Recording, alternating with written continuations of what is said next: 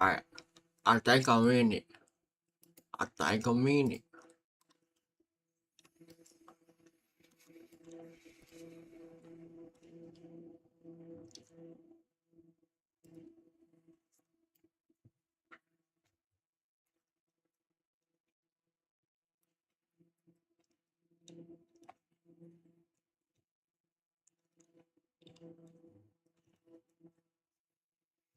Ooh, these are all really good, bro. These are all really good.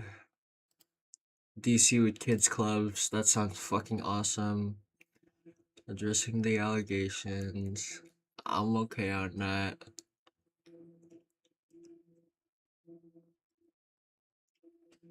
This is also really good.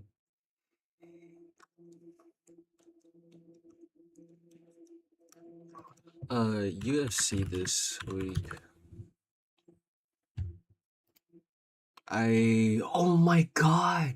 Dude, Derek Lewis versus Waldo Cortez Acosta. Um are we bonking? Oh shit, JD from BD. Okay, do you fucking see this shit? Oh, Alexa Grasso versus Rose was supposed to happen?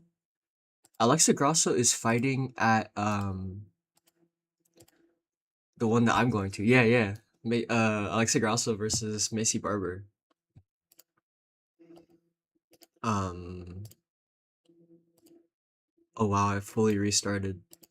The year's over. That's cool. Okay, Sean versus Song. That's gonna be sick. It is the co-main now. Nice, good shit, Sean. Um, I mean, it's tragic for Kayla. But Waldo Cortez Acosta versus Derek Lewis. And, oh, wait. Why did they just push Alexa back? That's weird. Rose is still fighting versus Natalia Silva. That might be an interesting one. If Natalia can get in, I feel like she might win. I don't know. I don't know. Because Rose is no slump on the ground. Yeah, that's a hard one. And then Arnold Allen versus Gene Silva. That's also a fucking crazy one. First card of the year. I was kind of sad to see Derek Lewis here. If Derek Lewis is here, White House card is June, February, April, March, April, June. He might not get on it, dude. But he's actually Trump's favorite fighter. Not that I care what Trump cares about, but I care that Derek Lewis doesn't get that shine at the White House, and I think he's very deserving of it. Um, let's watch Waldo Cortez Acosta.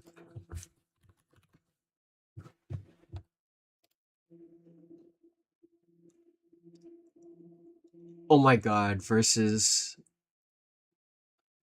Deliha.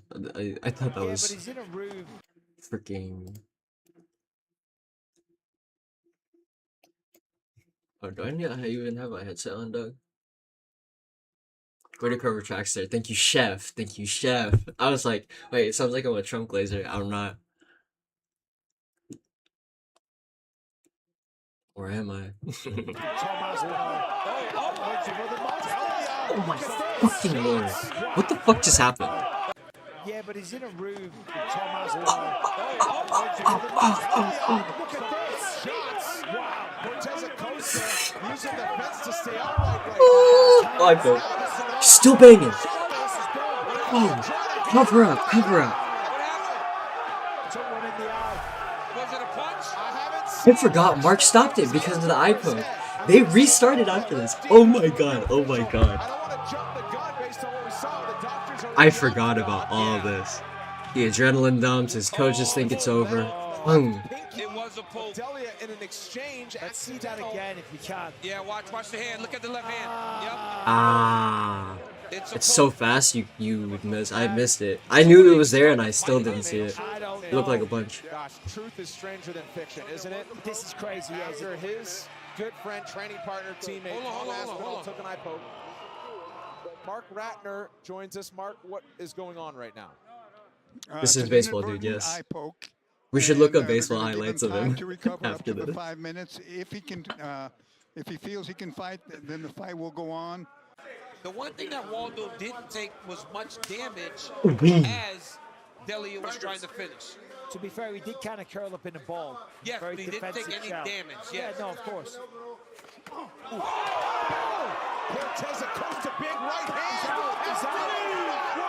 He beat the shit out of him for punching him after he poked his eyes. Ah, damn. Oh my god, and then he breaks down like that.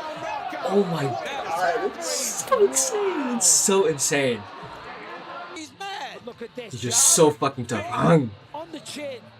I still Gets him down, hurts. and these follow-ups He's like, you puts him motherfucker, go to sleep. I'm There it fucking is, sick of he's you. gone.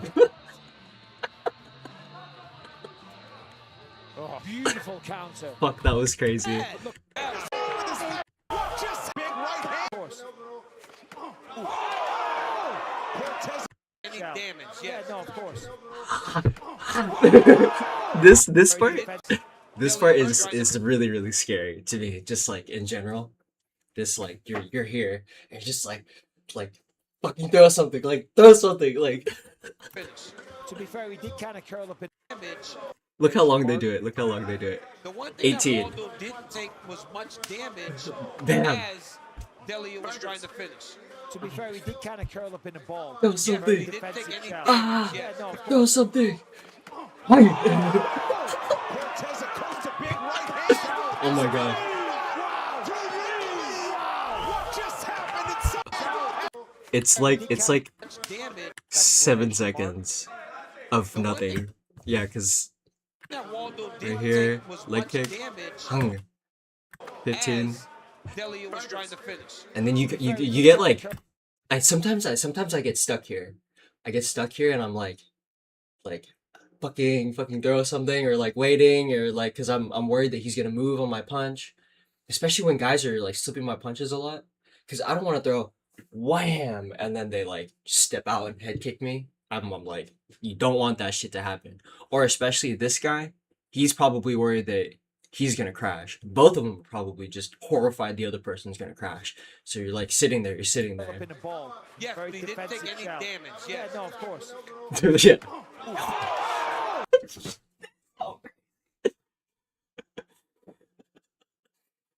Yeah, especially when everything is just one punch murder. That's such a good point. Everything is. So you're just like, fucking throw it. Holy shit. Cortez Acosta, big right hand.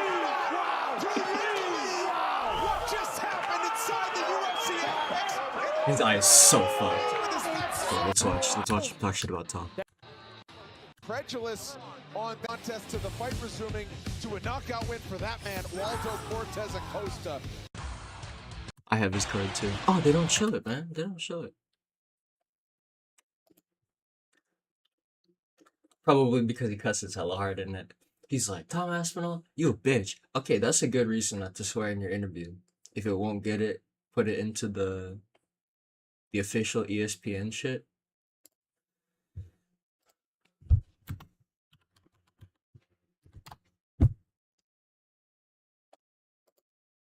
You see me today, what me do? I want to break your head like that, like what me do today. If you ask UFC fans what the best base for MMA is, you will hear a variety of answers. From wrestling to Sambo to just being Dagestani.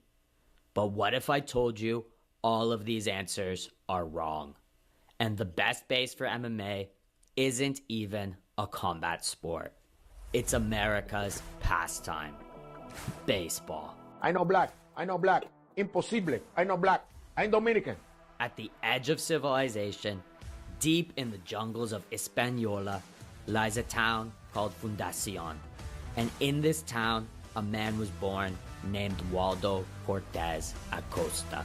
In this video, we are going to be Holy shit. covering Salsa Boy's story from the gritty streets of the Dominican Republic to the green grass of Major League Baseball to the bloody canvas of the Ultimate Fighting Championship. The cops is sucking dick. They're telling us to turn the fucking music. Like, what's going on? It's Dominican season. Fuck is you talking Anyone who has ever met a Dominican knows they love What is this clip, bro? two things: unprotected sex and baseball. So it's no surprise that Waldo Cortez Who Acosta is this guy?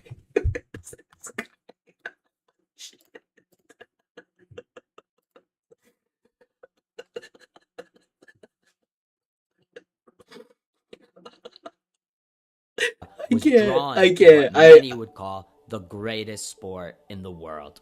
What does baseball mean to you? Es lo mejor. Es mi vida. He said baseball is everything for me. It's my life. And that's not just for him. You can ask that to every Dominican kid here, and they're going to tell you exactly the same. Baseball is like a religion in the Dominican Republic, especially to boys like Waldo, who grew up in disadvantaged circumstances and see the sport as a way to change their lives and the lives of their families. Because, as Waldo himself says, life is war in the trenches of the Dominican. Look at it happen. It's a breed different. I'm born in Dominican Republic. Everything is war over there. It's like a war, everything. Over his youth, Waldo became a talented pitcher, and in 2010, he got signed by the Cincinnati Reds to play for their farm team in the Dominican Summer League, known as the DSL Reds. During his time as a right-handed relief pitcher, he developed a nasty fastball, which provided a base for the devastating overhand right he has destroyed fighters like Shamil Gaziev and Ante Dalia with. It seems Waldo was destined to be a fighter, as he engaged in brawls with opposing teams during his time with the Reds, where he became feared for his signature fastball overhand. His overhand right looks like he's throwing a fastball. Do you agree? Desde que te miramos en Contender Series se parecía que estaba jugando pelota, porque el overhand tuyo se parece que está en picheo. El movimiento es muy similar, ¿te sientes igual? Sí, sale el procedimiento que sale el golpe es similar. Lo único que estamos perfeccionando poquito a poquito y haciéndolo mejor y más certero en lo que viene siendo la cabeza, la mandíbula y donde quiera pegarse duro. Pero es lo mismo, el movimiento de pies, la curvatura, la trayectoria del brazo, todo es lo mismo. Solo que es una arena diferente. I would Tip for this guy. The translator is a G. I forget his name, but he's a really, really cool guy. It is better to just see subtitles while he's speaking a different language. say it's very similar, actually. It's just that you got the same motions, you got the same gestures. Like it's just that it feels the same. And I always listen. That's why. I mean, if the guy doesn't speak Spanish, then he can't do it because what this guy's saying is not translating perfectly because he spoke too long. So he's just kind of being like. We're trying to perfect it a little bit, little by little, getting better, trying to find that draw, trying to find the head. You're trying to be more precise. But I'll tell you what, even like the motion, the way that you put thrust into it, you actually move with your body, torso, and even the way that your arm moves. It's just very similar, just different area. Well, that's one scary fastball. Mete miedo el fastball. 100 miles per hour. Unfortunately, his baseball career and goal of playing in the official MLB was cut short by an arm injury and an unsuccessful elbow surgery, resulting in him being released by the Reds in 2012 and forcing him to reevaluate his career. Look at it happen. It's a breed different. I'm born in Dominican Republic. Waldo refused to give up and began training martial arts in his mid-20s, having never done so in his youth. From 2015 to 2016, Salsa Boy racked up a 6-1 amateur MMA record and then went pro in 2018, where he took both MMA and boxing fights. And it is from boxing where he developed his patented Porta Plata shell. Finding more success in MMA than in boxing led Waldo to fight in the LFA, where he eventually became heavyweight champion, defeating the likes of Thomas Peterson. He won a Contender Series fight in 2022 by first-round KO and made it to the big leagues. Waldo did not immediately gain the fans' attention, though, as his UFC debut was a somewhat underwhelming decision victory over Jared Vanderaa, and was followed up by another underwhelming decision win over Chase Sherman and a loss to Marcos Rogério. Chase Sherman's a cool guy. He accidentally shot himself in the foot with a shotgun, so it is like the most mangled foot I've ever seen, but he still walks on it. Still in the UFC with it. De Lima. The first time fans got to see the true baseball-derived knockout power inside the octagon was in 2023. Bad mother fluffer too. He does have a fucked up loss versus Derek Lewis. I always forget who Derek Lewis fought for this.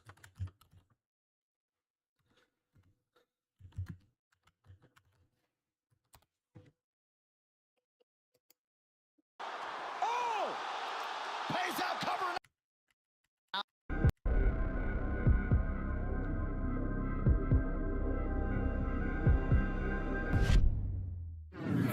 Marcos Rogério Peizao de Lima and the Black Beast, Derek Lewis. All right, ready? Ready? Let's go, gentlemen, fight. Derek Lewis opens with a switch knee.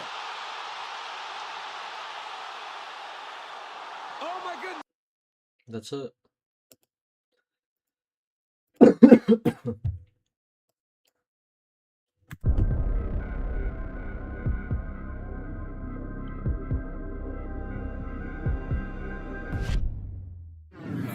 Marcos Rogério Peizao de Lima. Same night as the return to the BMF belt. Because, and I remember, I low-key called this someone would do it.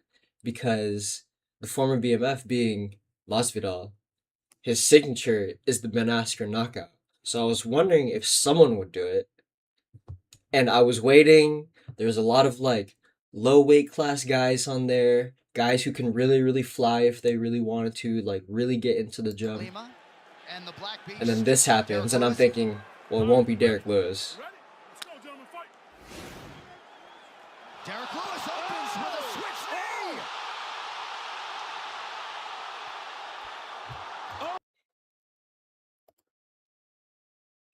You think it won't be Derek Lewis, but at the same time, this motherfucker has a jumping switch kick in the game. He has the fucking wee, you know what I'm talking about? The right foot comes out. You can't even see my whole thing. Here, I'll show you.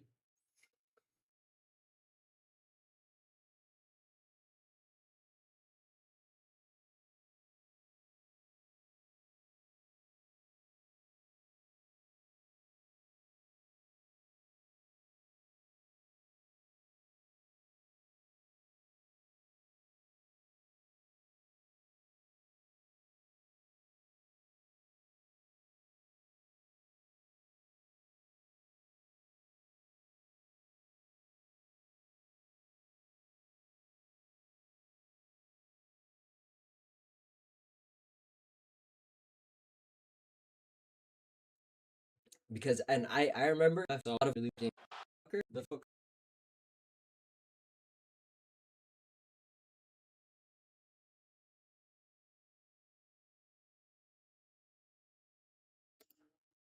I forgot that I don't have input. So let me copy this.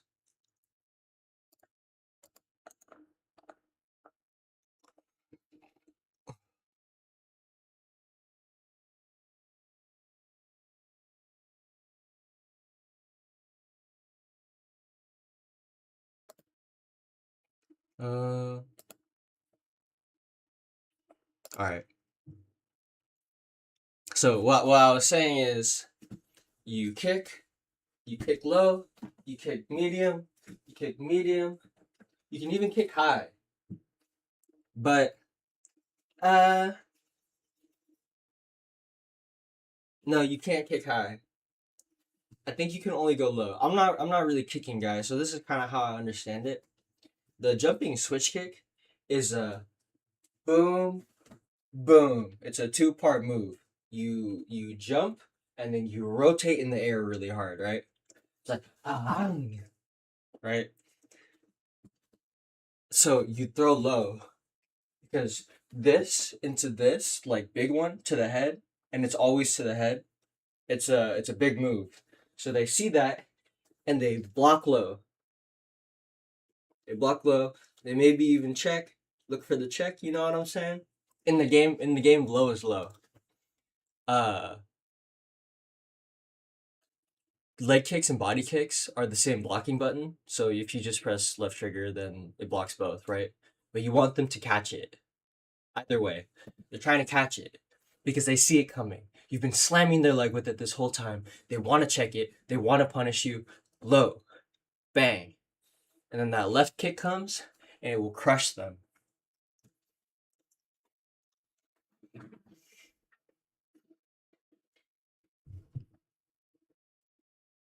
Time they want to check it. They want to punish you. Low, bang, and then that left kick comes and it will crush them.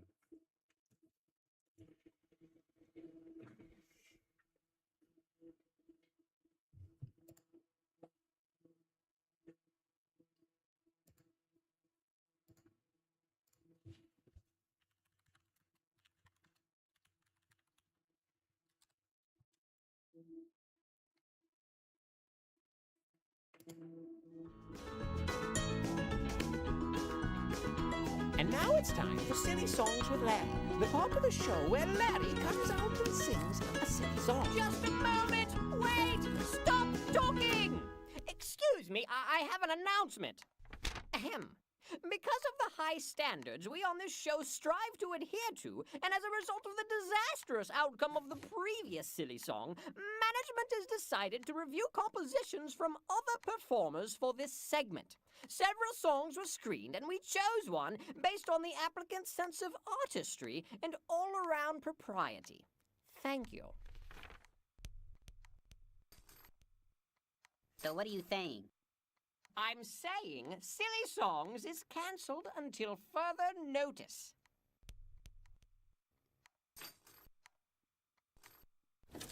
Oh yeah?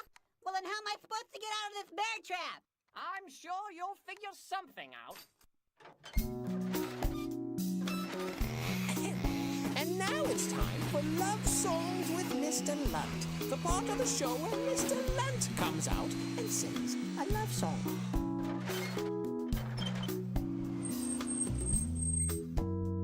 He said to her, I'd like it. This is what I feel like my hair looks like.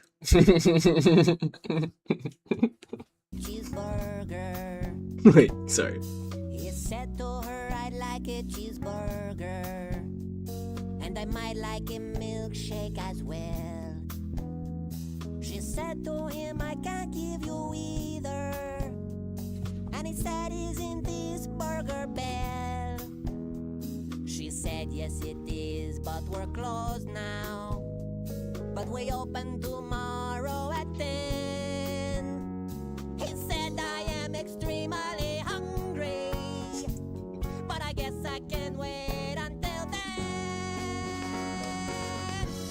'Cause you're his cheeseburger, his yummy cheeseburger. He'll wait for you, ooh, yeah, he'll wait for you, ooh. Oh, you are his cheeseburger, his tasty cheeseburger. He'll wait for you, ooh.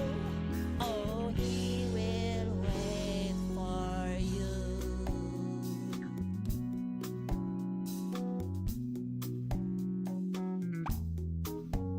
This shit goes hard. Stayed at the drive-thru till sunrise.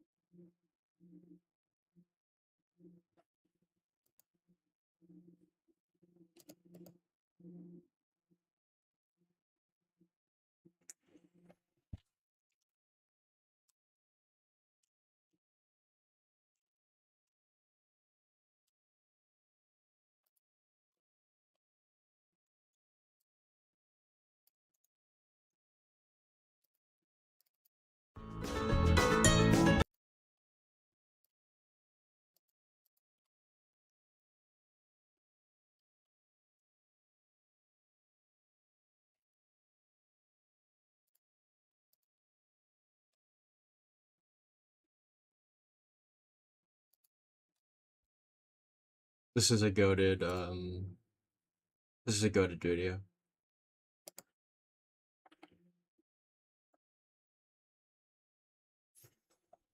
Damn, thank you, Rigo. This means a lot for the Caribbeans. You doing work the UFC is supposed to do. 100.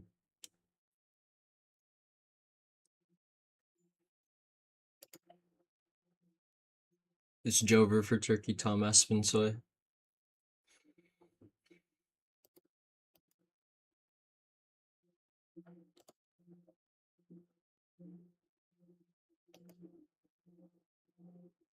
I mean, this kid's speaking hype this shit, yeah.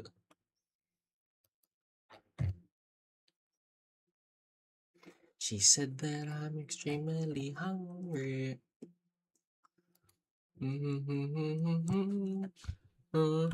Cheeseburger, cheeseburger, I'll wait for you. Cheeseburger.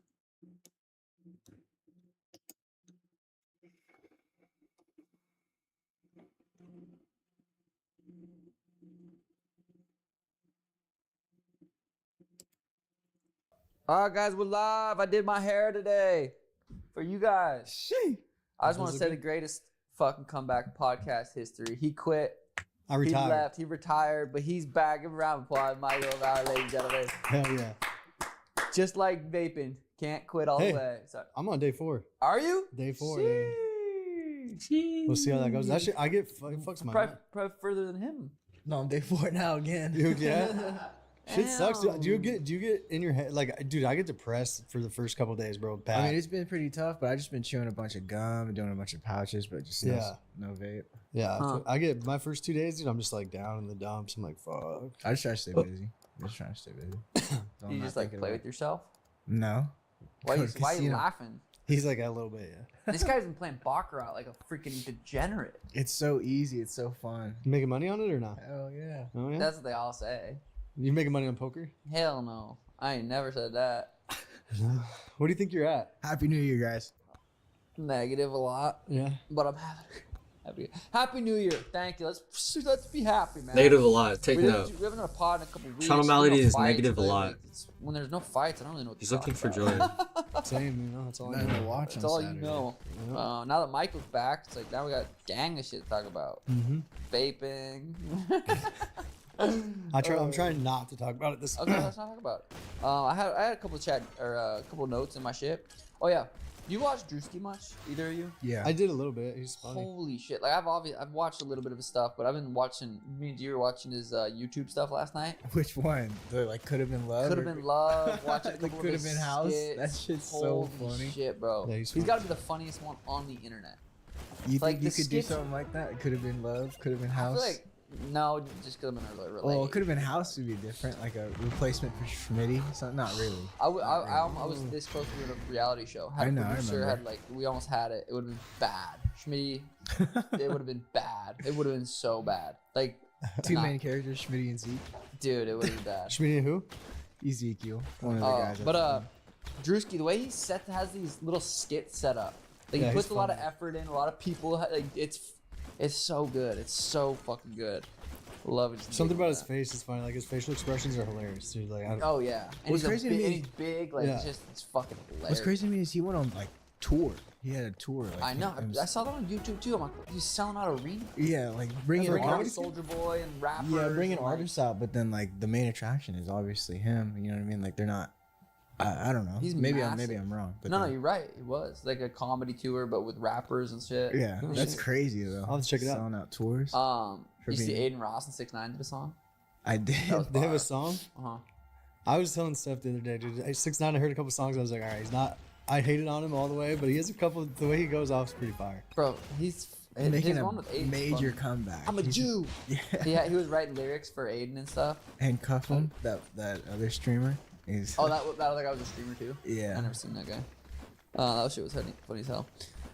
What else? Pickle Dojo. Holy shit, I was popping last night. Yeah, there's a lot of Jeez. people there. There's like what, 200?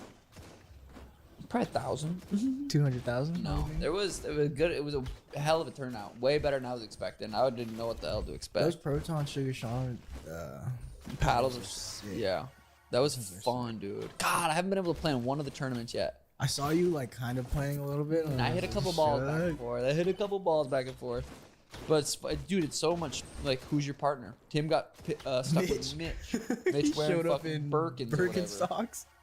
That's like, hilarious. you still haven't played, right? No, I've never played. I'll have to check it out. I'm sure you'd be I got good, rackets. Michael. I'm sure you'd be good. I'm sure. We can go over across after, just hit a couple back and forth. I think I got pickleballs in my trunk. Well, bring over the racket. No, yeah, pickleball is addicting as hell. But that was such a fun tournament. We had the mic. We had an Elvis impersonator. Really? Him and I had our mics. We were sitting there watching on the championship game. Had 2 chairs. Basically shooting a live Timbo Sugar show. Tommy Guns made it to the finals. He did. His partner was good, bro. Yeah, he got carried a little bit. His partner was good. Tommy Gun made it to the final. There were some good people there today. Was it like a buying tournament or something? Yeah. What are you buying for? Was it 10? I think it was 10. I thought it was, I don't really understand the like 4.0, no, like the 4.0 like level stuff. It's their belting system. But I know, but I felt like some of those guys were like above 4.0, and the flyer said under 4.0. Did it? Yeah. I'm about to talk to the owners. It's rigged, bro. It's rigged, and the raffle was rigged. Nah, those kids just bought a bunch of. Yeah. How did you even sign up for those? Did you pay for the raffles? Some of them were free, like if you walk in or if you leave a Google review or something like that. But then the other ones was like you buy it, like $1 per ticket. Where the fuck did the money go? I own the shithole.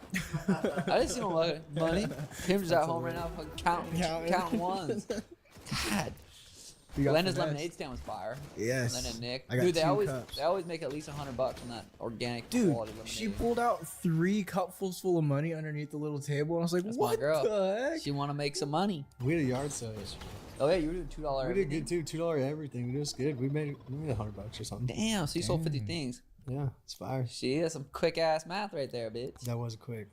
Any New Year's resolutions, fellas? Oh, I got one. I told you yesterday. I'm doing 100 push-ups every day. And you already fucked up. Nope. I'm actually going strong. Yeah, I almost forgot to do my last 50 last night, but I did it before I fell asleep. You ain't keeping that up. I But the am. no vaping one, we're not even gonna talk about that. It's kind of just we're going. Well, we gotta shave. So I made it at my work. We gotta shave our head if we do it. Me and a couple other people shave our head and beard if we fucking vape. So it's easier for me if there's Yeah, something but the in thing is it all vapors? You guys are all gonna go, let's just all agree. Let's take one hit. That's true. So I don't believe that. Yeah, I know, but it's something for fun, right? I wouldn't do it anyways, probably. So I've been running 2 miles every day. That's good. That's been fire. good. That's fire. It takes me about between 18 21 minutes, just depending on the day. Last year was my first time I ever did a New Year's resolution. Like actually, I'm gonna do this and did it. Just your social media stuff. Didn't and mix. everything? Just was very committed.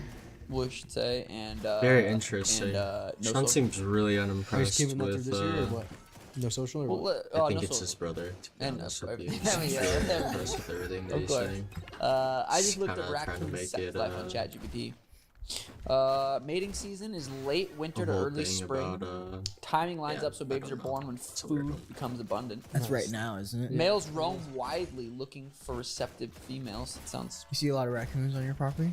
none. What made Females you- choose. None. They're selective. That makes it random. That's One fine. male may mate with multiple females in a season. Mating itself is brief. There's no long-term bonding. It's interesting. So what made you look up the raccoon sex? Dude, speaking of raccoons, my boy Malachi, the one that he moved to Italy, he thought there was a raccoon in his dumpster when we were playing Fortnite the other night, and there just happened to be nothing out there, and he was just going absolutely Was crazy. he high? Yeah, did you eat a bunch of Addies before you guys ripped Fortnite? Been up a couple days? No, I was or what? listening to Theo, and they were talking. Him and Andrew Santino were talking about. I thought it was raccoons. That right after sex, or no, God, there was a couple different ones. Right after sex. No, after a mom has a baby, the males will kill the baby. Yeah, so that's that the moms raccoons. go back into heat, so that the moms. I are think horny other again. That's other wild. animals do that too. That's I fire. think lions Imagine do if that to the humans cubs did too. that. I think a lot of animals do. Imagine if humans did that. Be crazy. That'd be fucked. Animals that kill after sex. Black widows. Who knew that one? Females may eat the male during or after mating. Daring would be fire. During? Let me not. Scorpions. Cannibalism can happen post mating. God, imagine just nutting so hard you're fucking hungry and you just like. Octopus. Females are much larger. Clip that, guys. Chill. Why this happens? Evolution logic. Males become fuel for offspring. God, dude, our Earth is crazy, man. What about seahorses, dude? Seahorses? I think they're male and female. What about What's that called? Hermaphrodites? Horses. Yes, yes. I think No, the that male guy's a seahorses fucking moron. give birth. I think they're yeah. The male Seahorses are seahorse actually the have opposite of pouches. animals that kill after sex. They're one of the weirdest and coolest mating systems in nature. Yeah, that guy's Monogamy. kind of an idiot. Many seahorses species are monogamous for a breeding season. What the fuck? I thought that they were. The males get pregnant. Oh, okay. Yeah. Female deposits eggs into the males. Wow. And you're telling me there's not a god? There's not a guy thinking like, I'm gonna make a seahorse, and the guy's gonna get pregnant, and we're gonna love it. I think that's just evidence. How is that not? Do they kill after sex? No. The brutal part, birth is extremely taxing. Many males die later in life from reproductive stress. Most babies die quickly in the wild due to predation. That's crazy, dude. Animals, man, animals. I watched a cow fuck another cow once. Not that I wanted to, but I just was. Like female, female? I don't know. I was driving. And it's like Female, male. Well, wouldn't it be a bull fucking a cow? Or female. on whatever. top of You the know what I bull. mean? Two cows. No, I didn't know because that's not that weird. No, I'm not saying it was weird. I'm just saying I saw it. I watched it. I didn't look away. I mean, at a certain point. You ever watch pigeons get down? They were getting down at our work, dude, for a minute. It was weird. Like that? No, they like make out, or they like I don't know what they do. They like, and they. That's wild. I pulled into my apartment complex. This a is couple the days ago, dumbest and there were shit two stray I've ever cats heard. in the I middle need of to the stop road. How do you it. know I it's need to straight? stop That's what I was it. just gonna say. I know. Well, I mean, I see them walking We around said the straight. apartment complex. We said straight. Yeah. We wanna- Let's talk about the future. If you beat Sean O'Malley, I feel you could potentially fight.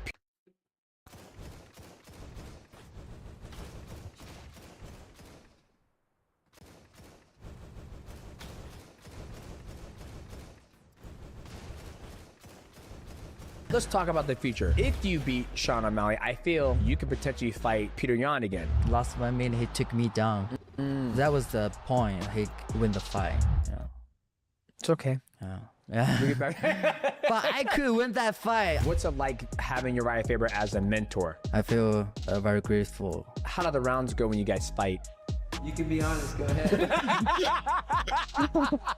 I got fish on him. American is expensive. You know, I live in China. Yeah. It's different. Fight pay is not enough. Excuse me, huh? I just wanted you to say it louder so they can fight hear. pay is not enough for sure. Yeah, you hear that? Pay this man. Oh, it's 15 time world champion Demetrius Johnson. You're listening to the Mighty Cast. What's going on, guys? This episode of the Mighty Cast is sponsored by Prize Picks. Now, Prize Picks is a daily fantasy sports game played directly from your phone. It's very simple. Get on your phone, go to the App Store, and download Prize Picks. When you do that, use my promo code MightyCast. Cool promotion going on right now for new users. You play $5 in your lineup, you're gonna get $50 instantly to your lineup. Now, guys, Prize Picks, it has everything under the sun. It has NFL, NBA, mixed martial arts, and right now we are going into the playoff season. So make those picks before NFL season is over. Just lock in your picks at the right place, which is Prize Picks. Now, shout out to Prize Picks for sponsoring this episode of the MightyCast. I hope you enjoy this MightyCast, a double feature. We've never done this before with Song Yodong and Uriah Faber. Enjoy.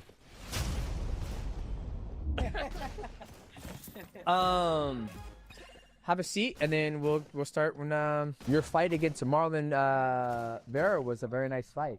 Marlon Vera. Oh, yeah. Chito. Not Chito. Marlon Moraes. Oh, Marlon Moraes. Yeah. We went bop bop, and you hit him with the uppercut. That was. First round knockout. Yeah, first round knockout. Yeah.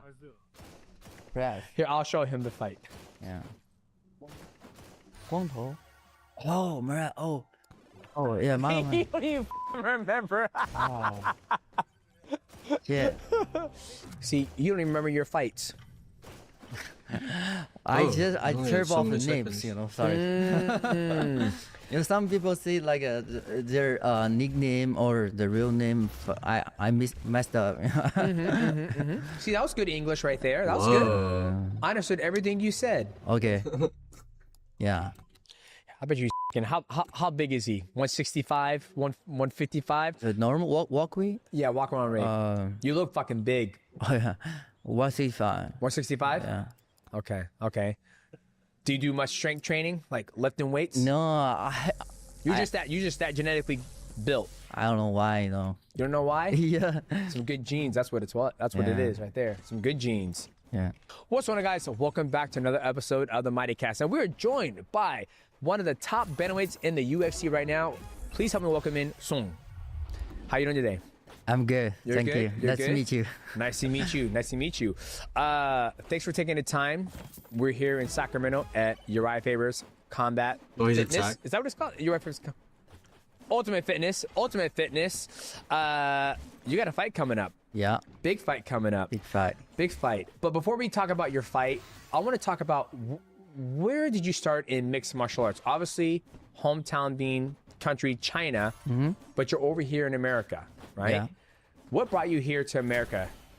So like when I was like 14, I was when I was 9 years old, I trained kung fu, and when I was 14, I'm very interested of mixed martial art because I saw the video online, the UFC highlights. Yeah, I'm very curious. What is this? So then I searched online where I can train MMA. There's a gym in Beijing, and I go there and train. And at that time, I know what is UFC and what's the the popular people like Uriah, Danny Cruz, WEC. You know, so so why I come here because I just want to see what's at the end.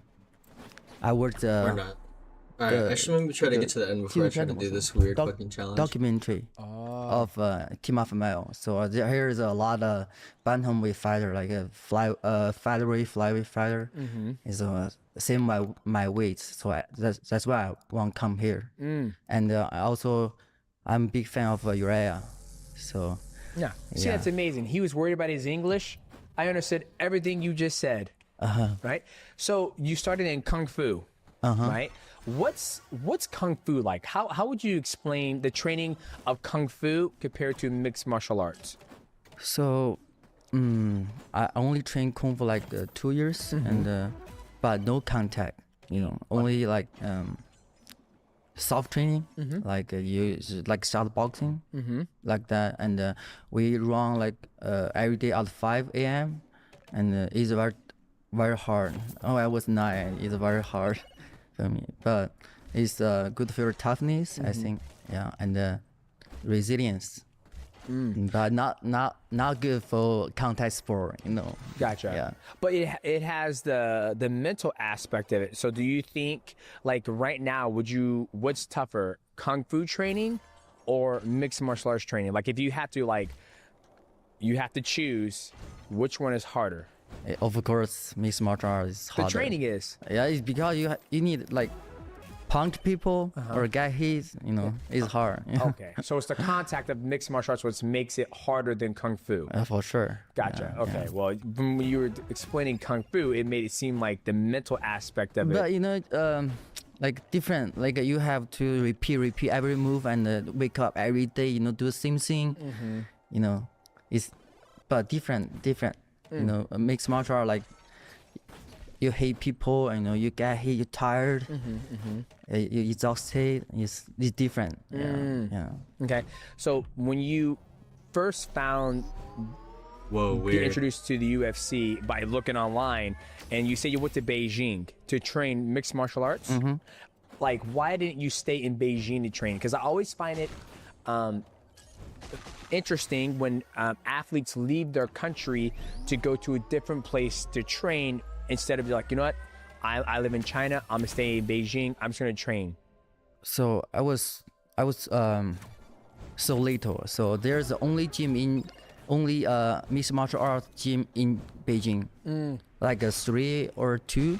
Oh, okay. You know, so very there's small. Yeah, 2010, 2011. No, there's no much people do this sport in China. No one knows. You ask people who is UFC, who's BJJ, nobody knows. Wow. So there's the only gym I can find in Beijing. So I trained there, and like when I was 19, I came here. What did your parents? How did your parents feel about that? No, my parents they don't do sport. They don't know what USA is. They just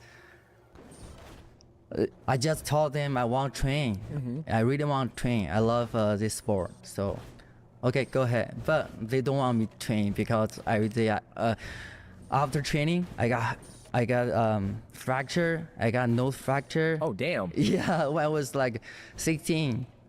So. And your dad was like. They don't really. They really don't want me to train again. But so when yes, he went pro at a very young age and was fighting multiple weight classes, just fighting. He'd go and he fought this big one of the Korean guys that was a champion in one. He knocked that guy out. He had fought this huge Russian guy that they just set him up with. He was like a teenager, big guy that was way bigger than him. He got knocked out. Like he was just going and fighting. And this was all in China. Oh yeah. No. I went to Russia. Oh, Russia. Russia, Japan, Thailand. Okay. I was training in Thailand for like 2 years for Muay Thai. Okay. And fight Thai boxing. Wow. Muay Thai.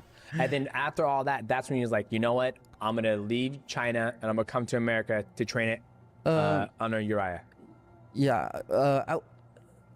When I was 19, I was like kind of like a win or loss. You know, I don't want like in that shape. You know, it's not good. I think if I want to continue this sport, I need to train with the best in America. So that's why I come to train. So there's like almost 9 years ago, there's no Chinese came American to train. Yeah. So yeah, I'm the first man. You're the first. So you planted that flag. Yes. So when you came by yourself, you just came by yourself. No mom, no dad, no friends, no brother. Just yeah, I just came by myself. And Wow. No English. No English. Yeah, just hi. Hi. So then you came to Uriah Favors. Signed up. Yeah. And what was that like, being in a country you don't speak the language, but you're here because mixed martial arts? Like, what was going through your mind? Yeah, just for passion, dream, and yeah, I'm here. So I come here to train. No matter how hard, keep continue. That's it. How often do you go back home to China? So the first time I stay here like almost 2 months, and I went back for a fight. In China? Yeah, because I don't have money, so I need a fight, and other fight I come here again, and yeah, I had a good luck. At the same year I signed USA, the first USA in China. But I was like backup, you know. USA didn't sign me directly. So because my teammate got hurt, he got injured. They gave you the opportunity to step in. Yeah, I can step. Do you still talk to your friend that you stepped in for? What? He knew that. He knew that. How does he feel? Is he happy with your success? Yeah, he happy. He's my brother, you know. Yeah, Oh, like, okay. Yeah. So you go back and forth pretty. Not pretty often, like 2 times, 3 times. Okay. And I stuck here during the COVID. Oh shit. For 3 years. Oh my goodness. And so you came to America right when COVID hit. Is that what I hear? Yeah. And then you're basically on lockdown. Yeah, And there was no fights going on, essentially. I mean, they had UFC Fight Island. Yeah, But yeah, other than yeah. that, nothing was really going on. What was that like? You come to the country and you're like, everything's shut down. What the hell is this all about? I thought it was the land of the free. My bad. I have no idea. Let me just I'll just stay out if you want, but I can give you some context and he can build off of it if you want. No, I don't care. Yeah.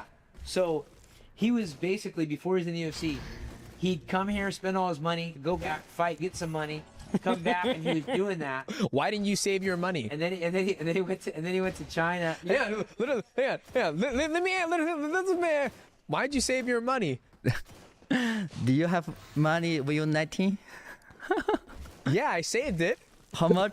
Oh, fuck, man. I remember I got hit with an electricity bill. $800 electricity. You know, American expensive. You know, I live in China. Yeah. Just different. Oh, okay.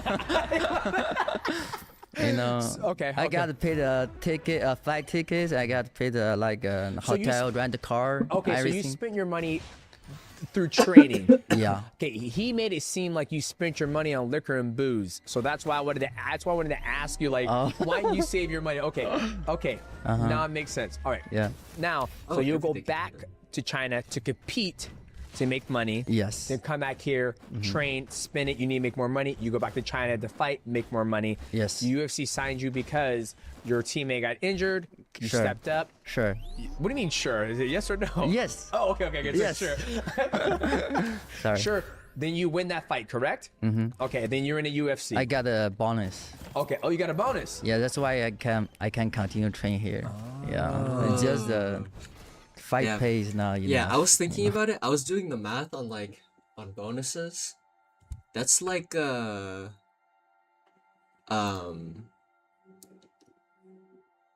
like how much is minimum is like $20 an hour.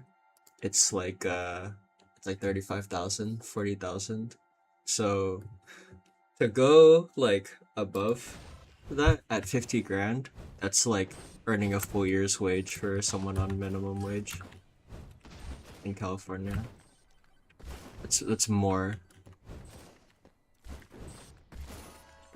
I heard that McGregor left it on the table so that it would move up. I heard that McGregor has a lot of money on the table. I don't know if he still does. It's probably a lot of money though. It's probably a lot of money.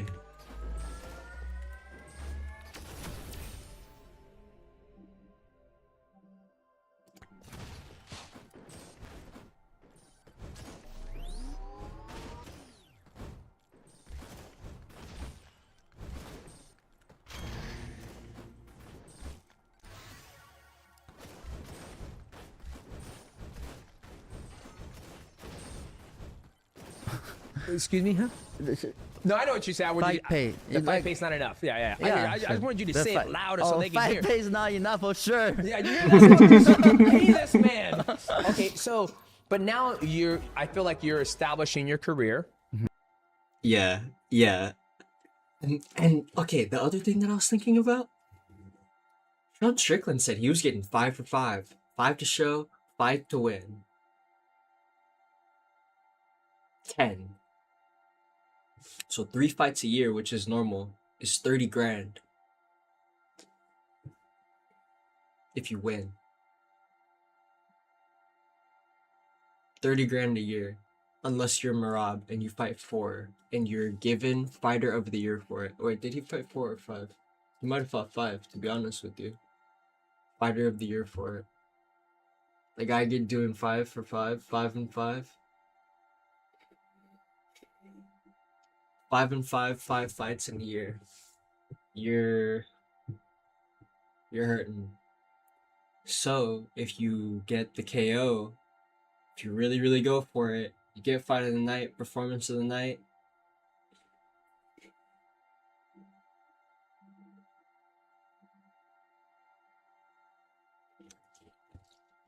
It's a brutal life. It's a brutal life, bro.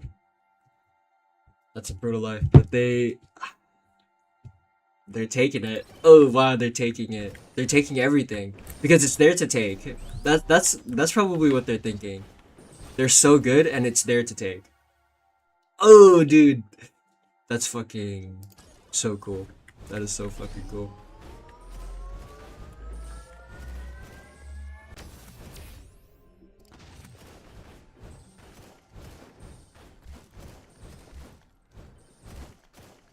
Meaning that, you probably got enough money to save up. You're living comfortable, right? Would you say that? Or you still have to, are you still, what's the word I'm looking for?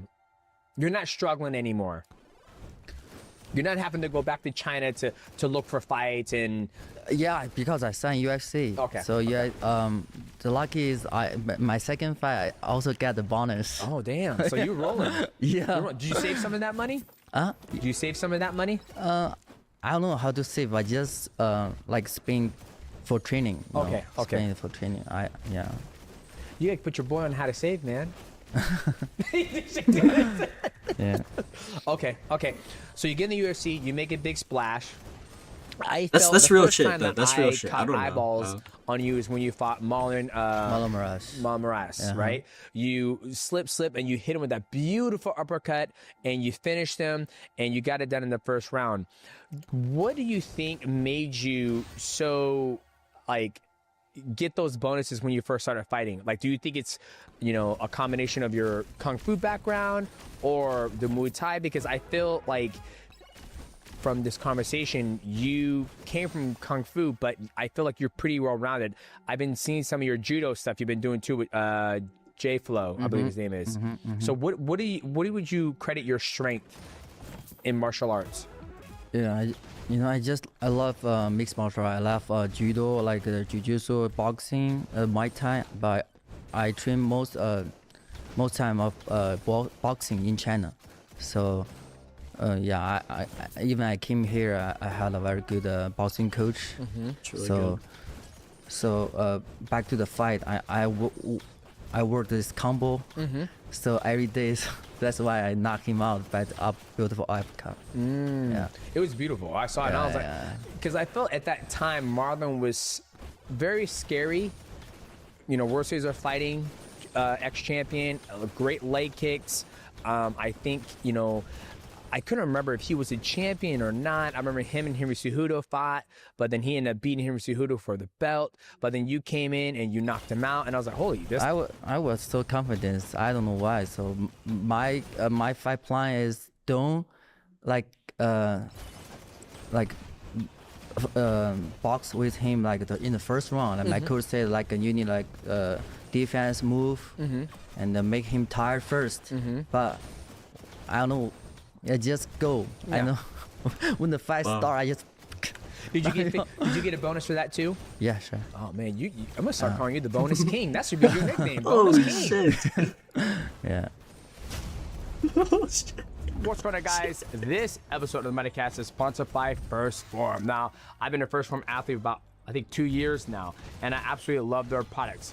From the protein to the Optima Greens to the collagen to the creatine. But I want to spotlight something else today. I want to talk about the Micro Factor Complete Daily Nutrient Pack. Now, this bad boy is loaded with everything pretty much you need in a day for your multivitamins and your fish oils and all the good stuff. This bad boy has antioxidants, multivitamin, EFA, CoQ10, probiotic, fruits, and veggies. 35% now, chance to as I get older, I wanted to make sure my body has everything it needs to keep on, performing. I got kids, I got a wife, I'm training, I'm traveling, I'm shooting YouTube. My game. Now, for me, I like. Or if you guys want to. Whoa, So they added a after, jump ahead after you knocked button. him out, Holy shit. what I do pay for what that happened shit. next in your So career? that's Walk me fucking through cool. your So, career navigating that. Like, you finally get here to America, you get in the UFC, that's your dream to get in the UFC, you're making money. Talk to me about what that feels like, that you finally have achieved what you have set out to do ever since you were young.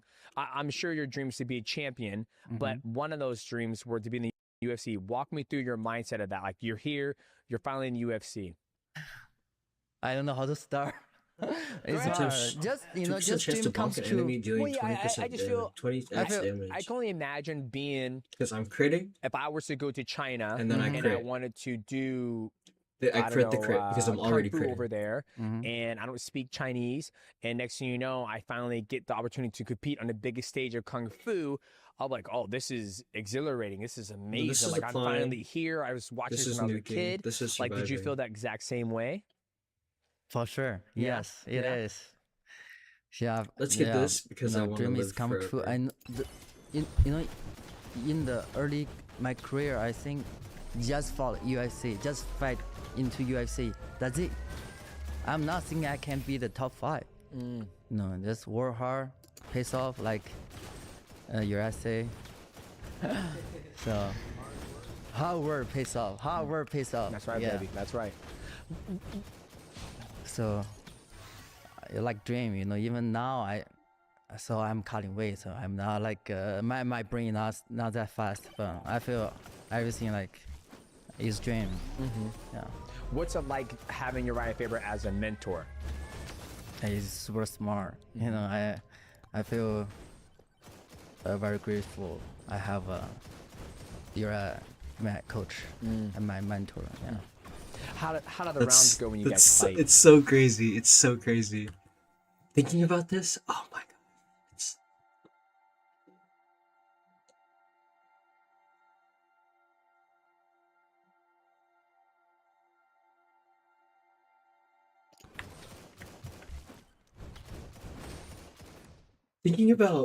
Thinking about this, Song is right here. He's right next to me.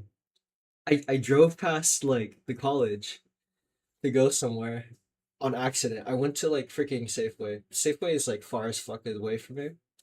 I have like Safeway rewards for gas, so I would prefer to go to Safeway, but it's so far I can't go. So that's kind of tells you how far it is. But I went one time because I was looking for a specific ingredient, pizza dough. Safeway has like their own pizza dough. It's you know what? It's really really good.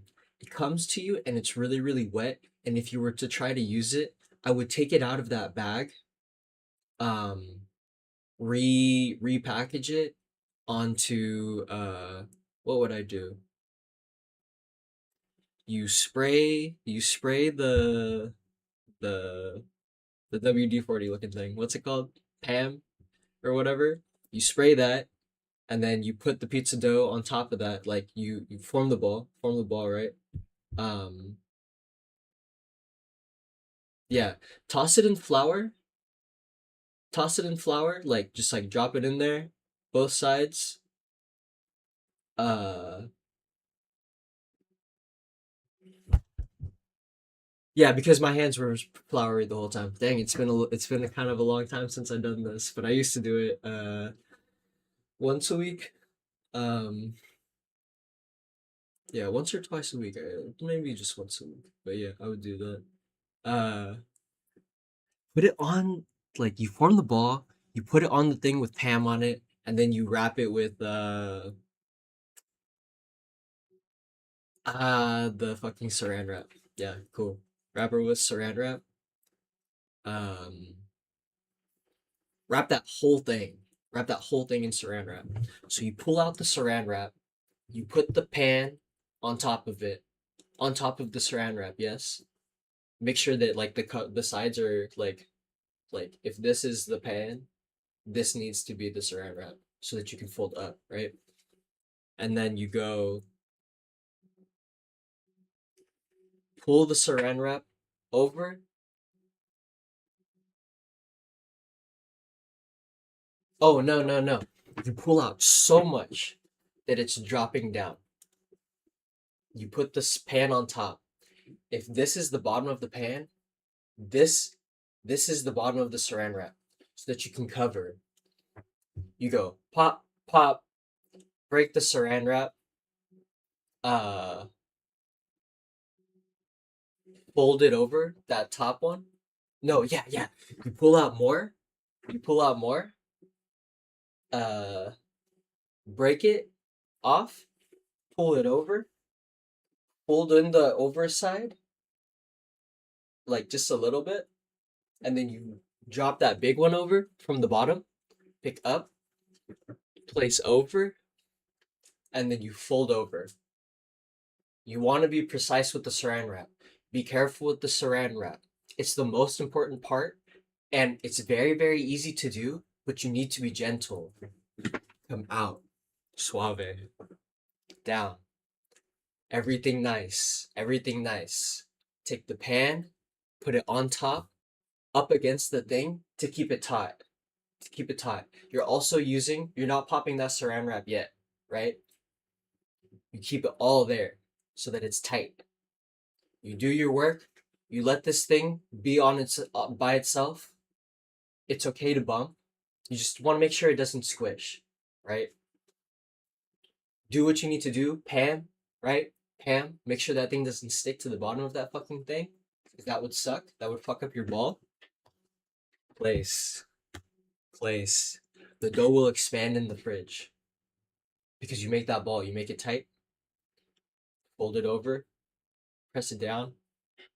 Place it down, seam down. And it will expand into a beautiful ball to make pizza with. And then you wrap it nice. Nice. Suave. Suave. Hey, you're trying too hard. Suave. That's what my fucking coworker would tell me all the time. Suave. Más suave, más suave. I'm not fucking suave. I am not fucking suave, bro. Holy shit. Actually, I became suave. I became the only other person who could fucking do it in the whole restaurant.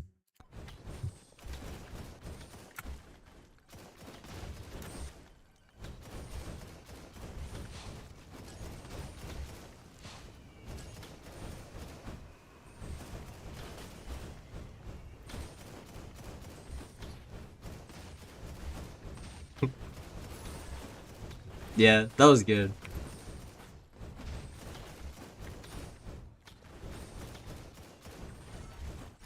He was so proud of me. It was so funny.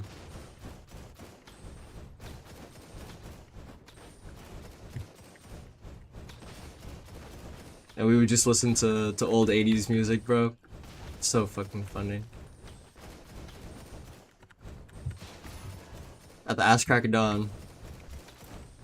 And he would always beat me there, bro. So insane.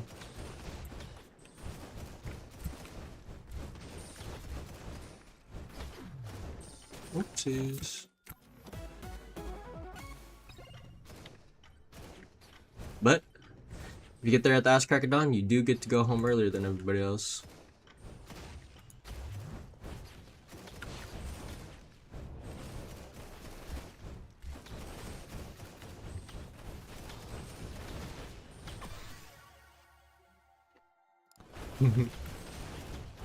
More difficulty. Oh, nice. We should start shredding here. Nice. Just destroy all these. If I go for this, this would be really, really big. Yep. I would know.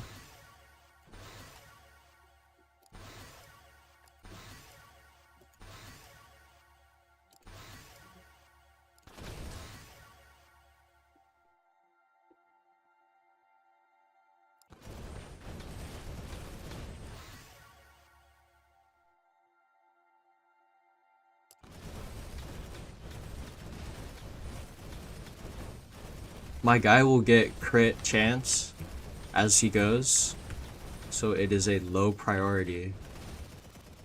See, right there, each one of those was a level, right?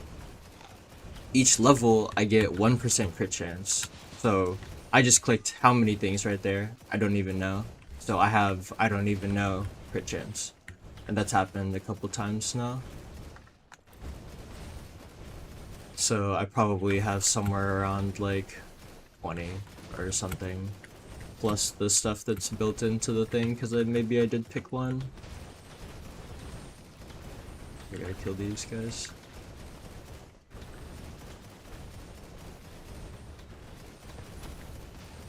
Sheesh.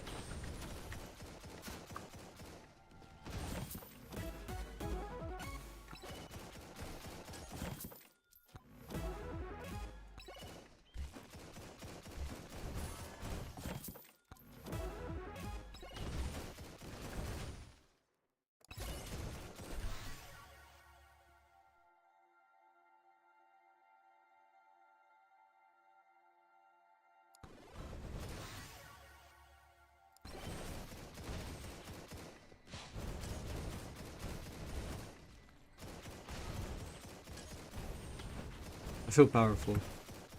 I'm gonna push it.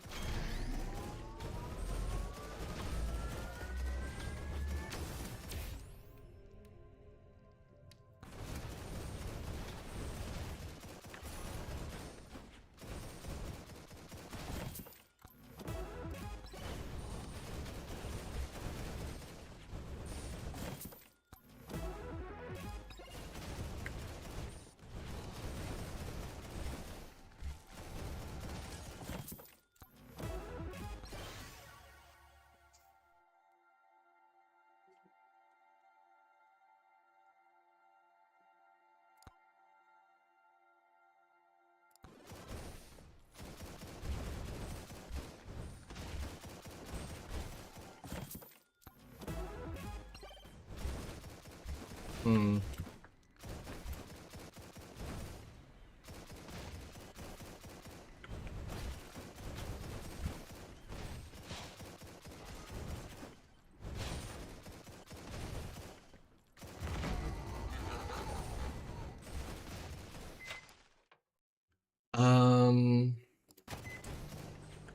Pick my shoes. Yeah.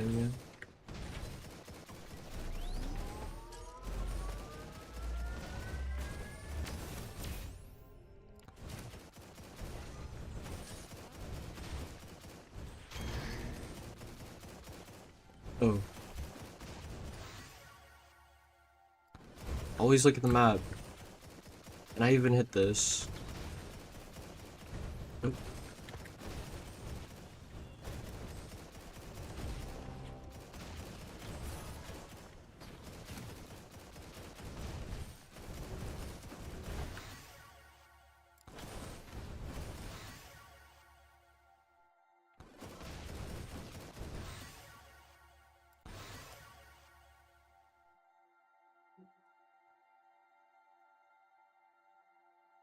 Mm.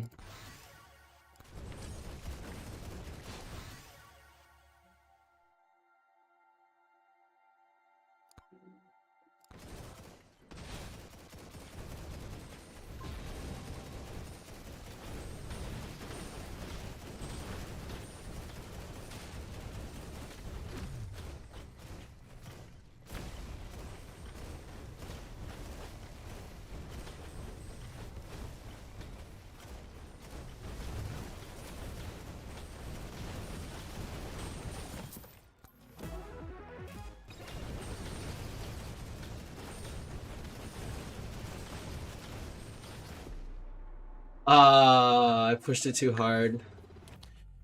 Yeah, I thought I could kill all of them. All right.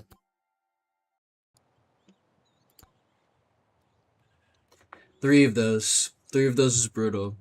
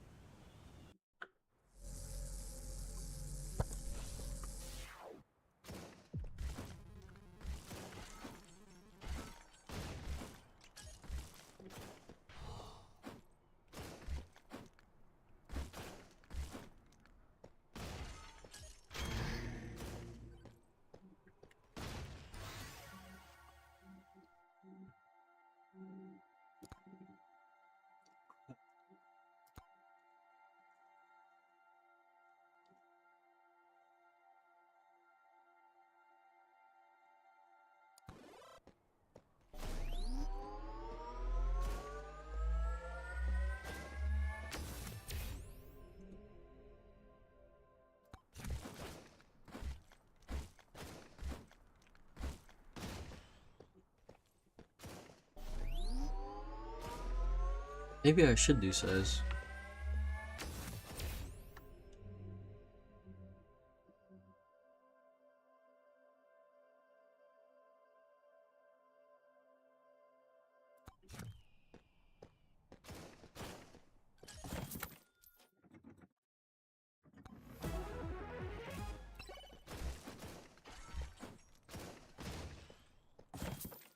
Maybe the build was good, it just took me too long.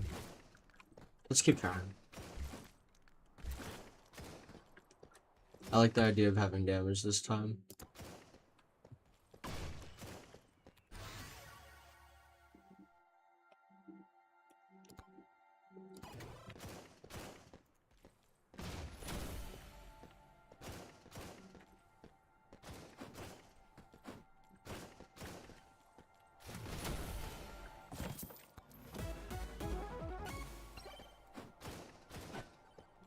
Got it.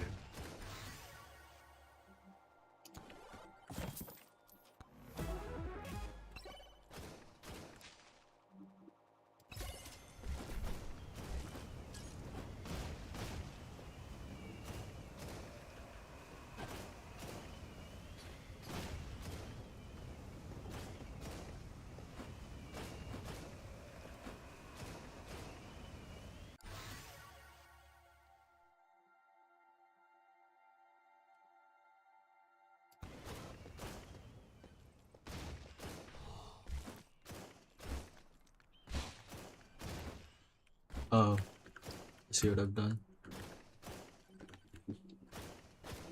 We're not getting difficulty this time. It's okay.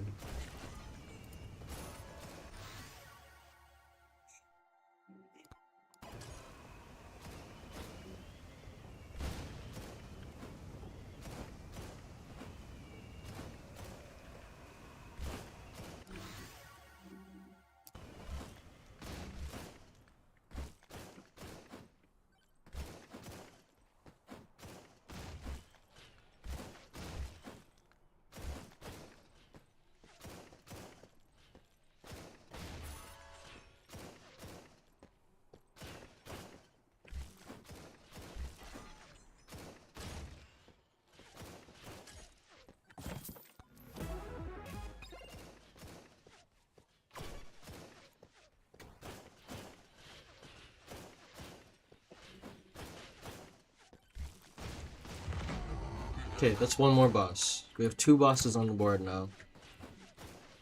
That in itself will be hard, especially in Anubis. Fucking lasers and shit.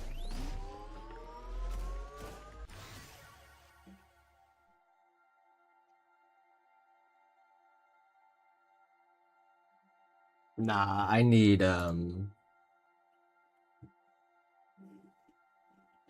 projectiles. Yeah, that was fucking good. That was fucking good. Alright. Huh? Huh? Oh. Oh, just reset. You can be honest, go ahead.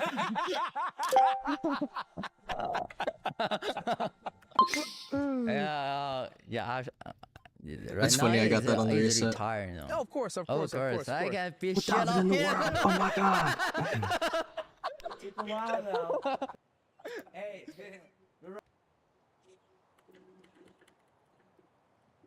Wait, I want to listen to this song thing. I saw a clip of this. This is funny as fuck.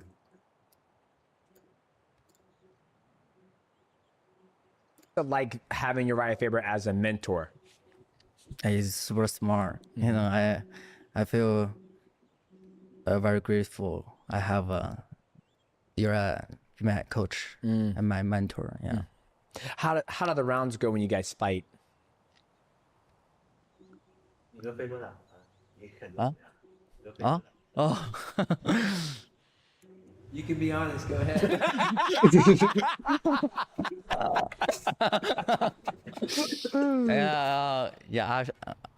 Right now he's retired, you know. Oh, of course, of course, of course. I got big shit on him.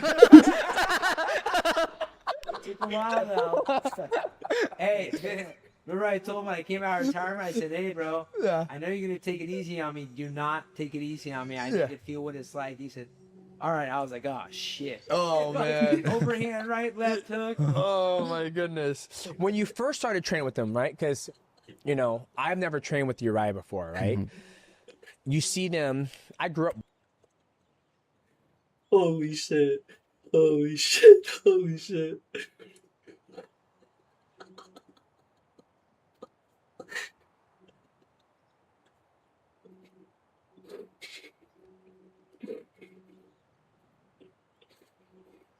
The humility in Uriah to say that is so fucking cool. So fucking cool. That's fucking cool as hell.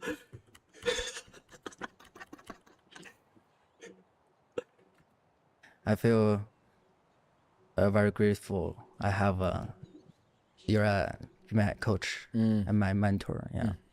How do the rounds go when you guys fight? Huh? Huh? Oh. You can be honest, go ahead.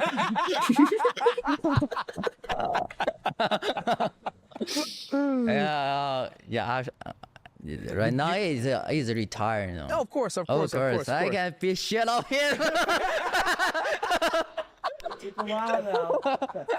Hey, remember I told him when I came out of retirement, I said, hey bro, I know you're gonna take it easy on me. Do not take it easy on me. I need to feel what it's like. He said, all right. I was like, oh shit. Oh man. Overhand, right, left hook. Oh my goodness. When you first started training with him, right? Because, you know, I've never trained with Uriah before, right? You see them. I grew up watching Uriah, and then you finally get the chance to train with them. Were you like nervous, like, oh man, I'm about to train with Uriah at the very beginning? Now he's old. You beat the hell out of him, right? But when you first came here, were you like, oh man, it's Uriah Faber. How's it gonna go? What was that like? The first sparring match with Uriah?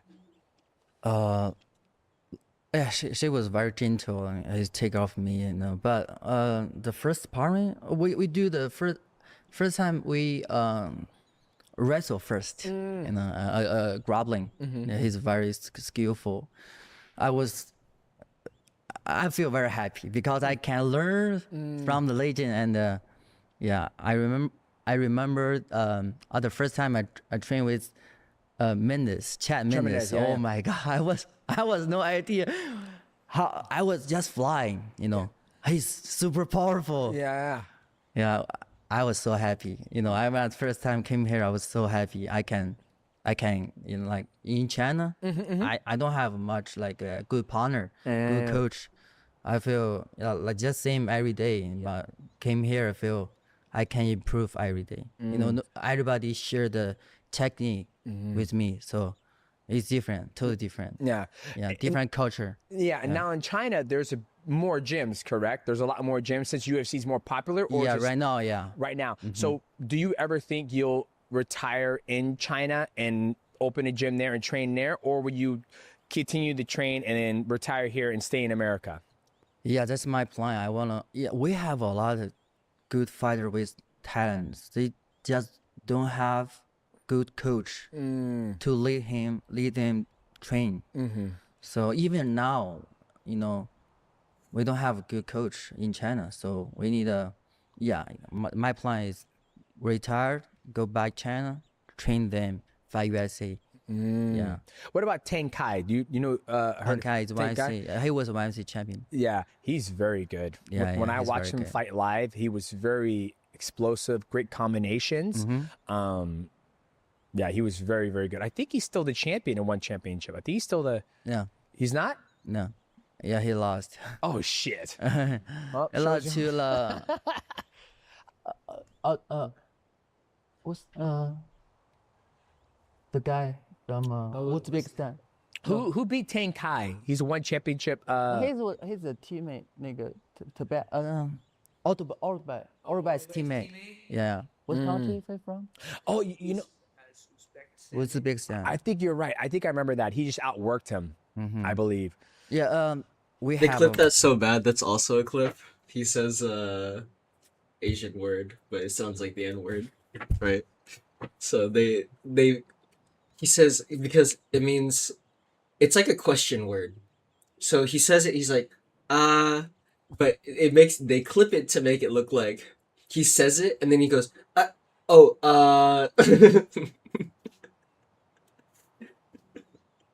No, he's asking you a question. Good striking in China. You know, we have a lot of kickboxing champion in China, but we don't have wrestling, jiu-jitsu coach. But we have like a wrestling like Olympic team. Yeah. But no, like we can't train with them because we are nobody. What about Zhang Wei Li? Where's He's not saying that China has a bunch of losers. He's just saying that China has a bunch of people who are super, super high level, and it's hard to, you can't be there. Because who am I? I'm nobody. So how will I get better if I'm nobody and people don't want to train nobodies? So he comes here where there's so many coaches. Dude, I can go join a jiu-jitsu gym today. I've been thinking about it.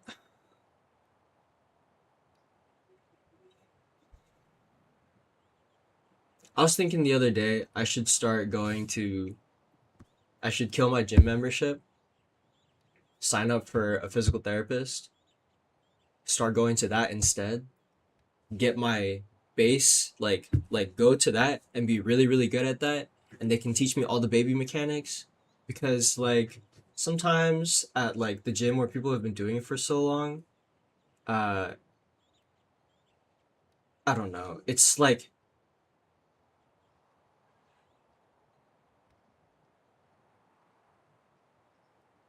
I don't know how to say this without people being like, "Oh, hey man, like, you know, man." Okay, so don't say that. But there's kind of an expectation of how strong you should be, if I'm being really honest. But I'm incredibly weak. I'm incredibly weak. Because I don't know how to use mechanics in my body, so I end up using joints. That's why I never really got much stronger when I was little, I think, and why things would just start hurting. I remember I went on this like I was very very young. I started I started like working out like every single morning, just silently, just working out every single morning. Then like everything started to hurt and it just like never got better. And my arms would hurt and like my but not muscle. It would be like my elbow would hurt from doing push-ups. And like it just was always like that. And then like my knees would hurt when I did squats. It didn't feel like I was getting stronger. Uh so I think if I go to a physical therapist and I build up. So especially when I tore my ACL, my ACL's cooked. I started to get a little bit stronger, and then I cooked it again, and then it was during COVID, so I definitely wasn't doing anything. I definitely wasn't going to PT because I was just getting baked all the time. Also, didn't have a car at the time, and nobody to drive me because I was just in college. Uh, and then I got really depressed. So I definitely wasn't going because I was just like, just running around being angry and shit. Yeah, dude. So I definitely, my legs are like not as strong as they used to be. I used to have like massive, massive legs. Yeah, I think that would be good. And then once I do all the PT stuff, I can go back to the gym with the base level and then I can hit those like bigger gains. Because I kind of just go to the gym and then my joints start to hurt. That's fucked. I can't just be doing that shit. And I can't just go and like think that I'll figure it out.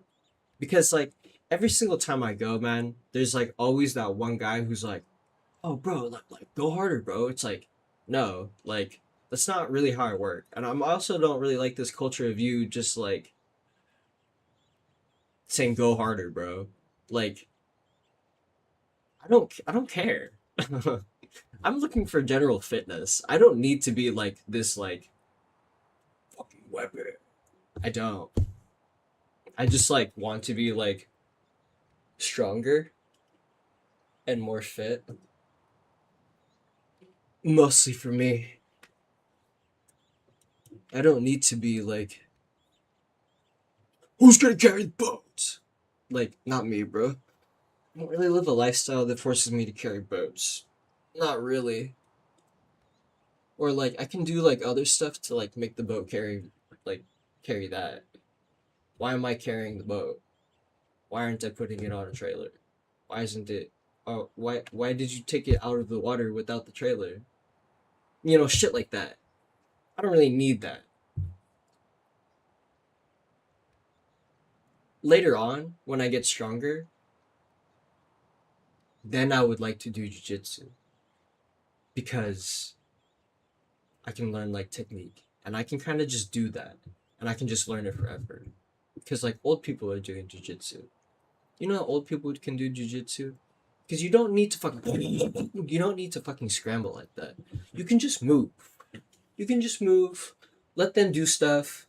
Oh, what are you gonna do? Oh, go for the arm? Uh-oh. Watch this move. And then they let you go. And then you can go. And then you can be like, deny. And like force the guy to do this because I want this. And then sometimes he'll let you do it. But sometimes he'll catch you and he'll move on you. And then like that stuff's fun. That stuff's fun. So I want to be able to do that. But I can't do that if I don't have a base level strength. And then I can do jujitsu as I'm getting like the base level strength, and then like once I get to Gianni and I'm doing deadlifts and I'm not like fucking my lower back every fucking time without a doubt, I'm always like so careful, and then I get home and I'm just like, yep, it's fucked again. And you know how fucking like demotivating that feels? Because I just don't know. And Gianni's just like, push through your feet. And I'm just like, I don't fucking get it. And I'm just like absolutely wrecking everything. Like, I think my neck is fucked too because I'm always slouching and shit. There's just like shit that I gotta fix, bro. There's like shit that I gotta fix. Because I'm just in pain because I just don't know how my body works. You know what? That's kind of just one of those things, I guess. I guess, like, if you figure out how that shit works earlier on, you're better off.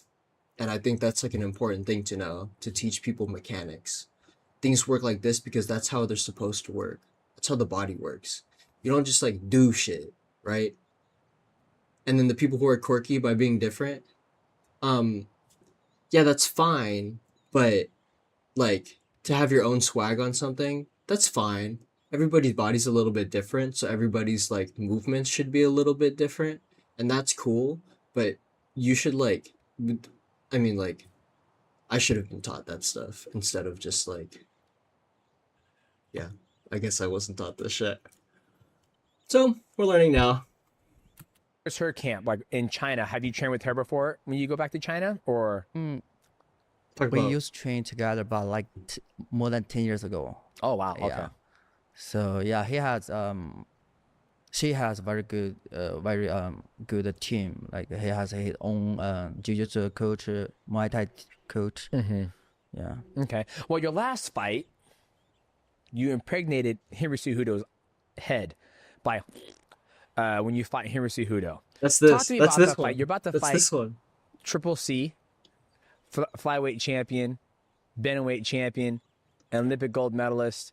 Talk to me about you getting that matchup and going into that fight with Triple C.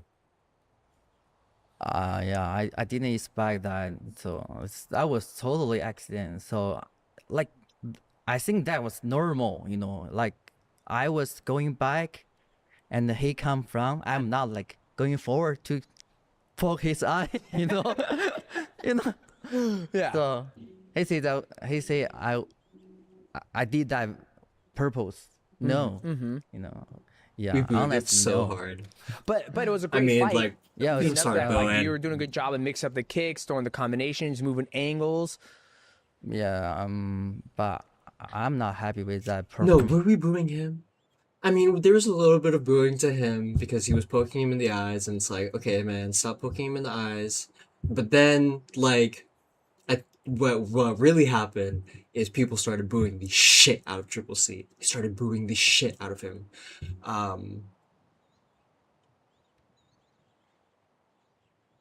The kid next to me was so mad at Triple C. He was so mad because it was the most beautiful night of all time. It was crazy. It was like we're in line. The kids, I got a couple of kids with me. It's my brother and his friend. And we're in line for merch. You know? Okay, when you go to a UFC event, you gotta buy the merch. It's not like a Suicide Boys concert, right? It's not like that. Like this card will never happen again. The Suicide Boys will sing Antarctica again. Maybe. They don't like singing it now, but they might one day. They did it at Seattle. They did it at Seattle because there's like, oh, there's a lot of new people here, I think. There's a lot of new people getting into the Suicide Boys. Like, let me play you some of our old shit. And they played all of the old shit for my brother, which was so amazing. Because I would have appreciated the newer stuff because I've just been listening to them for so long because so I've listened to everything. But like for the newer kids, like you gotta show them why you're cool. And my brother got to see that. That's cool, right? That's cool. But Triple C versus Song Yadong will never fucking happen again. Not in the same way. That card, the way that it played out and the way that it played out will never happen again. Ever, ever, ever again. Ever again. Okay? So you have to buy the merch because it's beautiful.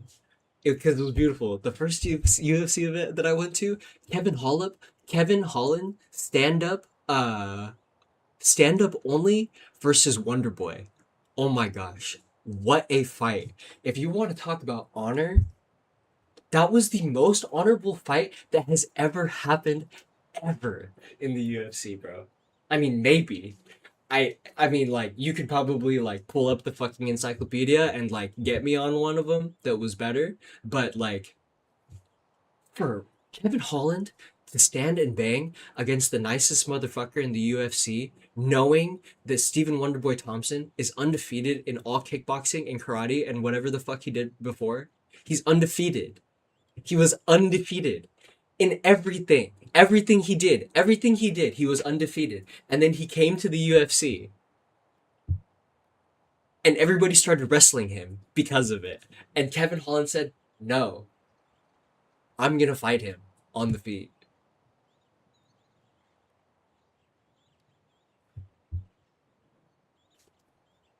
He's a fucking legend. He's a fucking legend. And that was so fucking awesome.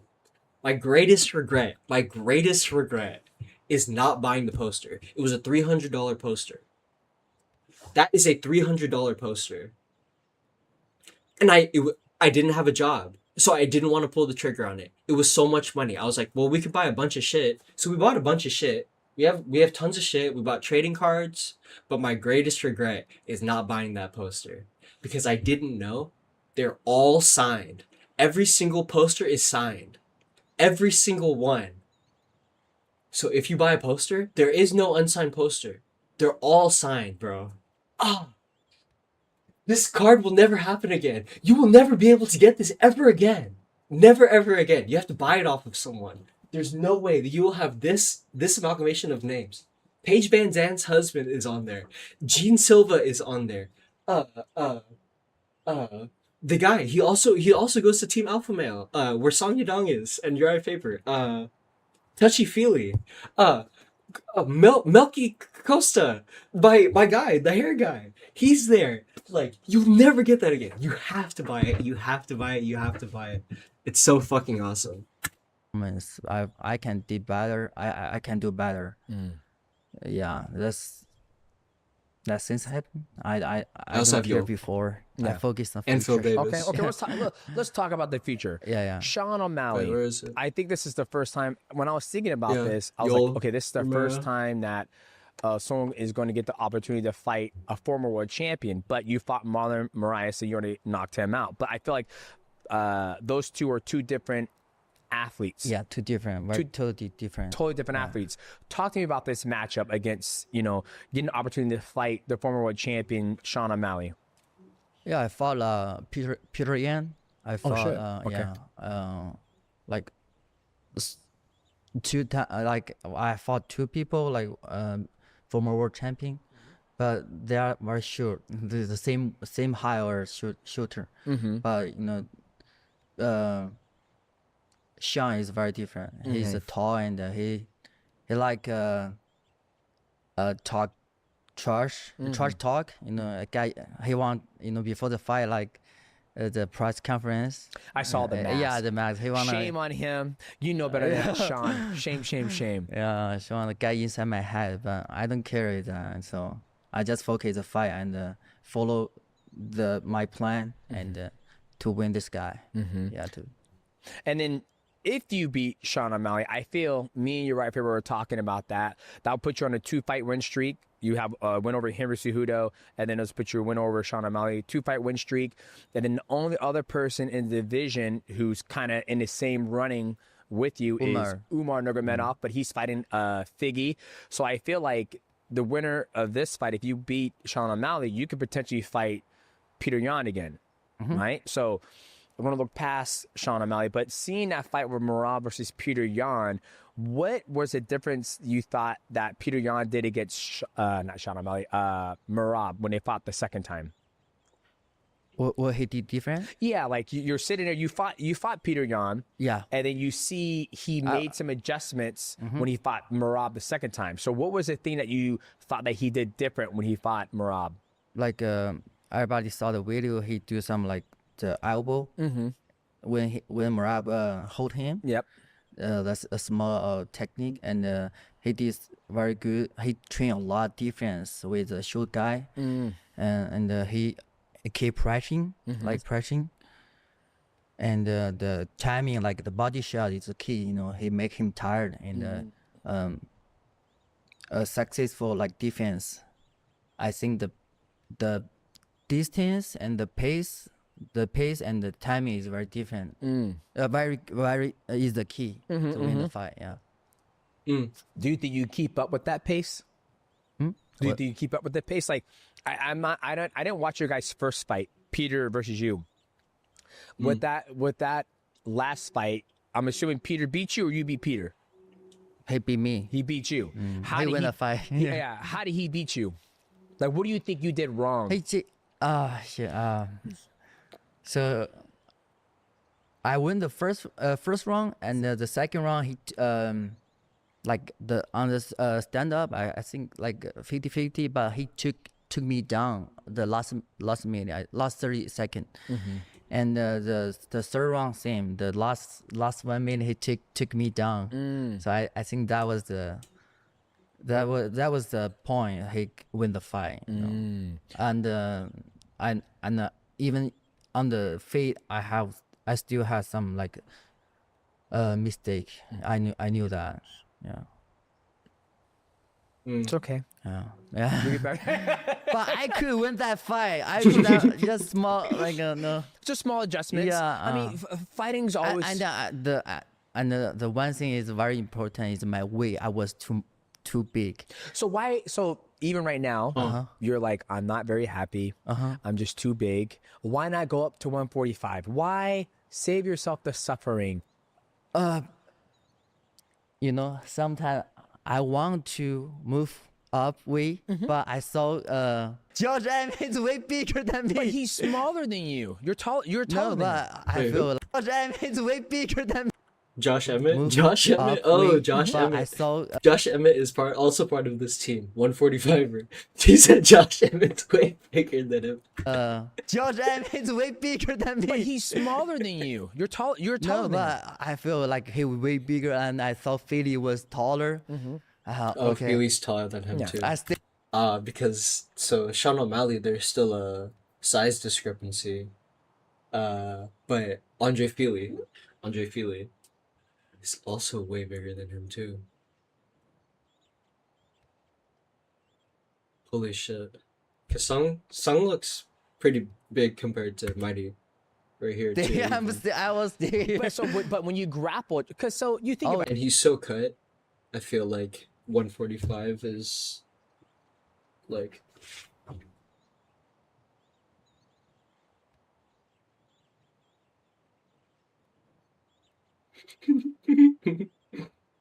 someone replied to my story. All eggs eventually turn into scrambled eggs. They do. Holy shit, that's a bar. That's a fucking bar you just hit me with. Holy shit.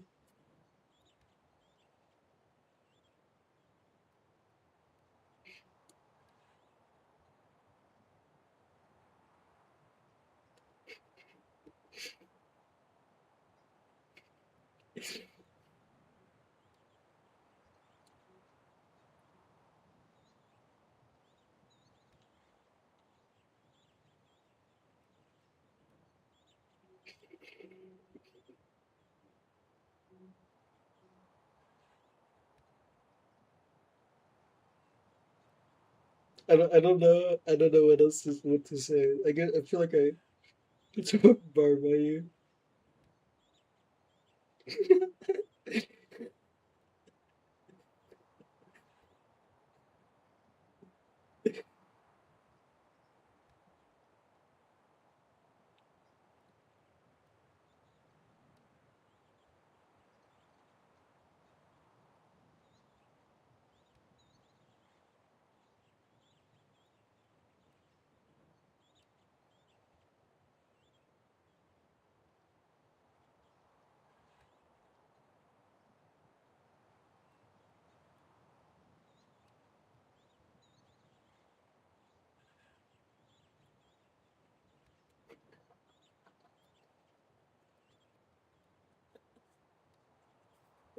True bars have never been fat. Oh shit.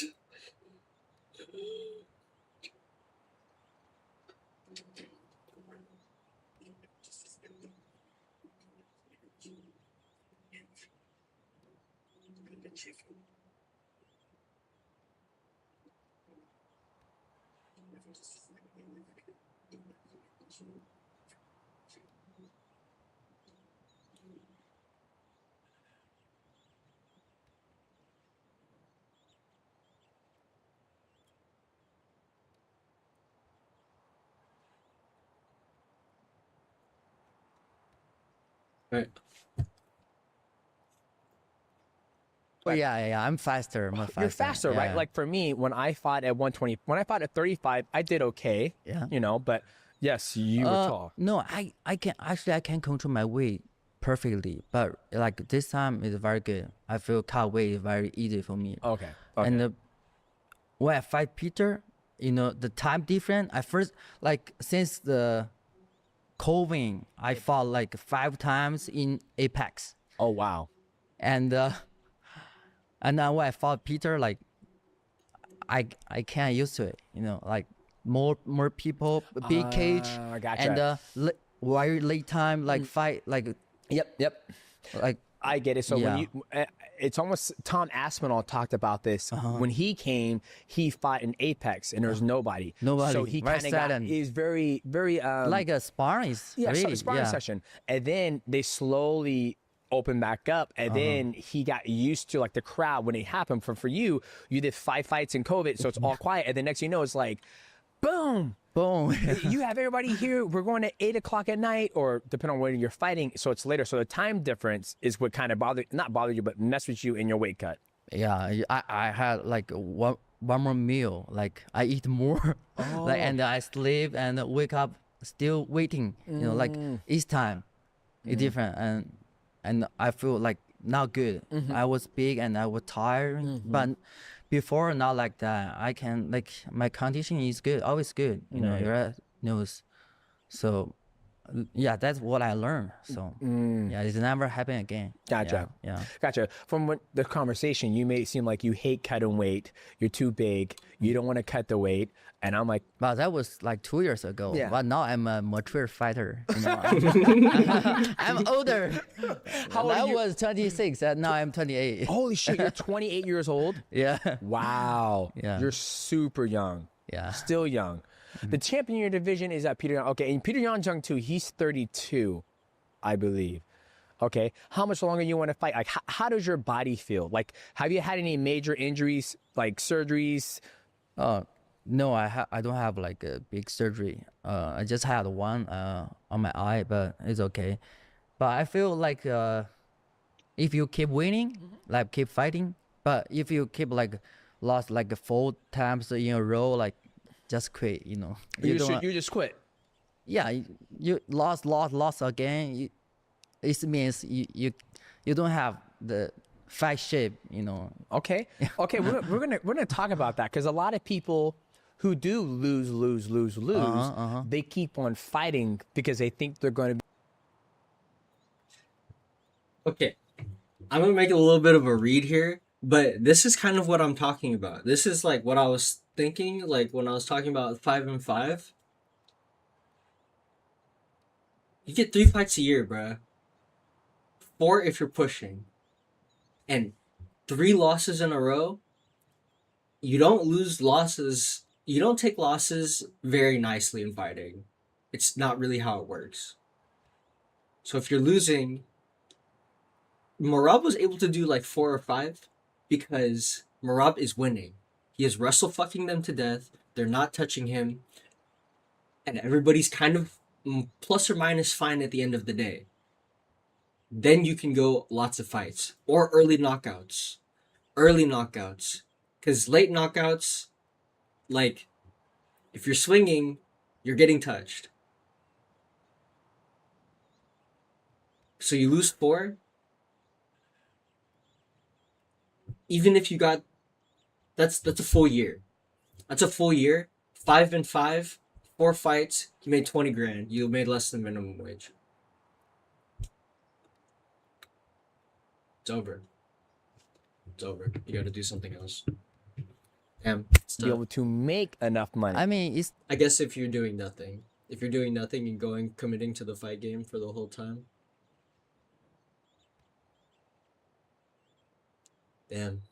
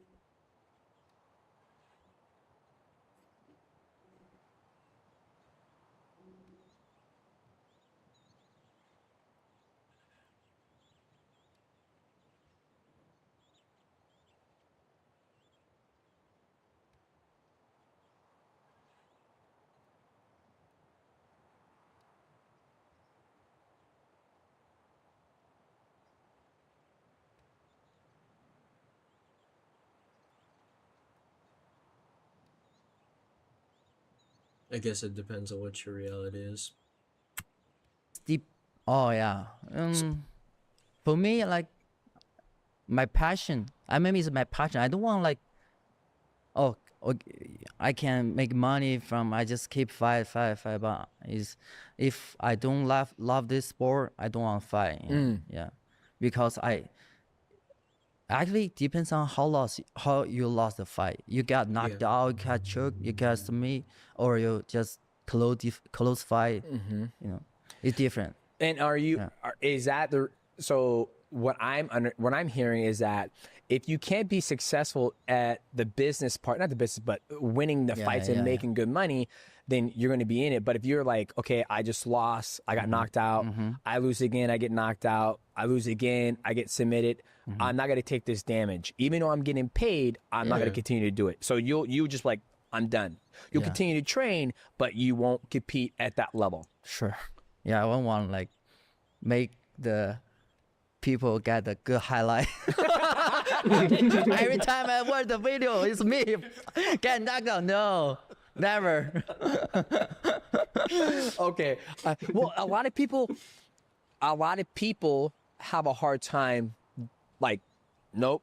Like when I retired, even though I was still winning, I felt that my time was gonna come. It's like I'm fighting the same guy over. I don't see anybody else coming up. It's only a matter of time before I get my ass whipped again, right? So I pulled out. Where I feel a lot of athletes, they can't do that. Like they just won't do that. You don't want to do it because you don't want to be a highlight reel. Is there anything to do with like the health side of things, or are you just like, I'm not gonna be somebody's fucking highlight? It's time, you know. You can feel it. It's time to retire. You have to retire. You know, if you feel you still have like passion, you still have power. Just keep going. You know, it's not. I'm just kidding. It's not about the highlights. You know, you can feel it. It's time. You're done. Yeah. Hey, I think the highlight thing's a good thing too, right? Like I don't think there's nothing wrong with that either. It's like I'm gonna you kick my ass. Like I think Ronda Rousey said it. She goes, a lot of people get out of the sport. Habib left the sport and he took the his equity with him, meaning that nobody else can build off of him. Essentially, I don't want to say it word for word. I'll have to look it up. But she mentioned that a lot of people get out too soon, taking all that equity with them, right? So for you, if you're like, you're not gonna make a name off me because I don't want to be a highlight reel, I don't think there's something wrong with that. Like I think it's each time I see my no, it's not big reason. I just feel like when your body not good anymore, like you got injury, you got knocked out, it's not good for your body. So, you know, like you only live once, you know. It's not like a warrior, like I need to kill somebody, I need to win, I need to fight forever. No. You know, it's Okay, so what else does Song do for fun? Like, you're here, you're training in America.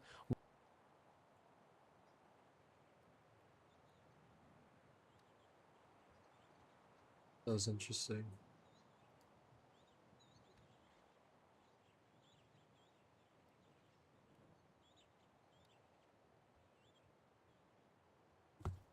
what are some of the things that you find in American culture that you enjoy?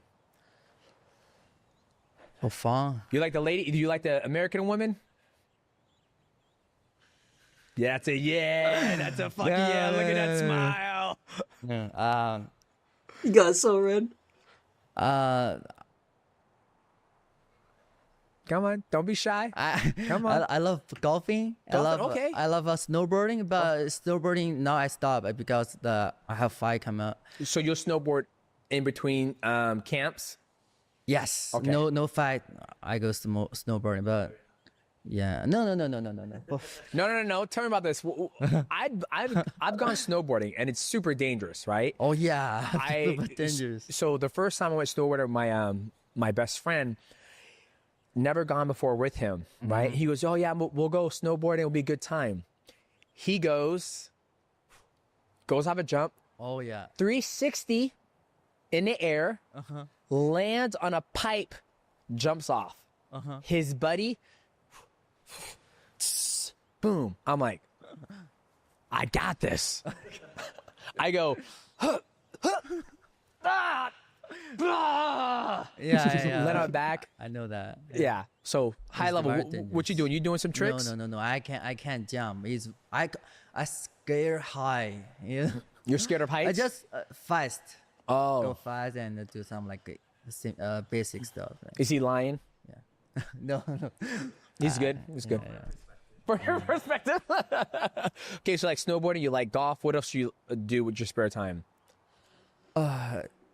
Training so tired. I just want to stay home and watch some watch some movies, and that's it. That's it. Yeah, I don't have much like hobby because mixed martial art is a lot heavy boxing, jiu-jitsu. Sometimes I went to train judo with J-Flow. That was my habit. Yeah. Yeah. You were looking That's good. my habit. Yeah. When I saw you train with J-Flow, he has an interesting way of moving people's bodies and throwing them. Yeah. And when I saw you were working with him, what's it like working with him? Because I've never worked with him. I see all his content. I'm like, dude, like you don't compete, but I'm sure you'll still beat some people up. Yeah, I really like training with him because every day he show me some new stuff, new technique, and I never done that before, like the judo, and I make my like inner thigh so tired every day, so sore. So yes, bro. I train him I train with him like twice, once for 5 days. It's like a frog stance. Like, so like my arms are like this, right? My arms are like this. If you made like your legs do that, and then you like go on top of them, it's basically like if your body was flat but your knees were still active. Like if you're laying down but your knees were still active, you kind of like do like this like deep squat where you're like holding them and you sit on their like, yeah, you like sit on their stuff. This. And that shit is hard to hold. That shit's just fucking hard to hold, dog. It made my Filipino squat way stronger. That's fucking hard to hold, dog. This, but I can't train anymore because my legs different muscle. I use different muscle every day. Yeah. Well, it's funny, like when you're doing MMA, your body gets accustomed to that. Then when you introduce a different type of movements and workouts, it's like your body's like, whoa, what is this? Yeah. Stop now because I don't like it. Sure. Like, did you train with him at all for this camp, or was it just more off-season training? Just more off-season. More off-season training. Okay. Would you want to bring him in your camp, or do you think the styles would be harder on your body? So right now I can't used to it right now because my body is different. I like some basic because of fight coming soon. So when I train more like with him and more useful, I will bring him in the camp. Okay. Yeah. So I'm assuming if you fight a judo master in the UFC, like, come on, J-Flow, we gonna need you here. Yeah. Sure. Okay, I love that. I love it. What's up? Something that's cool that you might want to touch on. He was gone all of COVID, but was active during COVID. So his English got better and he was stuck here. But when he went back home, he didn't realize that he was super famous there. Oh yeah, what's that He like? went from 0 to like he went back and he's getting chased in the grocery store. The girls are like, "Oh, Yeah. so stick me now." And the other thing Song does a lot, he on his off time, he'll go do a couple weeks in Texas and go to all the top jiu-jitsu gyms in Texas. He'll go travel and he's always seeking out. And that's kind of how he found us too. He just decided to stay here. But he's a guy that currently goes and puts himself in all sorts of unfamiliar positions and just learns. He's just open book. So let's talk about two of those things because I have a question about that. So you're out here, you're fighting, and you're in the UFC. Then you go back home. You didn't realize you were famous, right? I was stay here like during the COVID 3 years. Yeah. You know, I miss my home, but I didn't know I'm getting famous. So then when you went back home, when you like, no, the first time, yeah, like since after the COVID, I went back home and feel everybody knows me. Even I wear a mask. Even I wear the gloves. I feel wow. What did your parents say? My parents? No. No, they didn't. They don't know. They didn't know. They didn't know? Yeah. But what about now? What do they say now? They just proud of me. That's you know, good. You know, since their friends telling them ask me for the photo. Some photos, autograph. Yeah, autograph. Yeah. Now, when you go back to China, is it even more intense, or is it like it was during COVID, like when you went back for the first time? Because as like now, when I was fighting in my heyday, I walk around, nobody cares about me. Now, I went to the hardware store, went to the pet store. You a legend. Hey, champ. Yeah. Hey, how's it going? So has it increased or has it stayed the same? No, increase. Right now in China, I'm very famous. Very famous. Yeah. Even here, right now, I went to like the other gym, like for the hot tub. Everybody know me. Oh, come on, beat Sean. Yeah, beat Sean. Yeah, Sean. And then I want to. So when you came over here by yourself, you didn't have like a head coach. Like for me, I had Matt Hume, Uriah Faber. He had Master Tong, right? He had Master Tong. You know, shout out to Master Tong. Like for you didn't have like a head coach. And Uriah said you keep going to all these different gyms, but you go by yourself. How are you able to retain that information and be able to use it? Like for me, I would train with Matt, and Matt would be like, okay, you're doing X, Y, and Z. We need to change this. But he's always with me. But if you're going to Texas, and if you're going to this place or this gym, how are you able to retain that and be able to use that next time?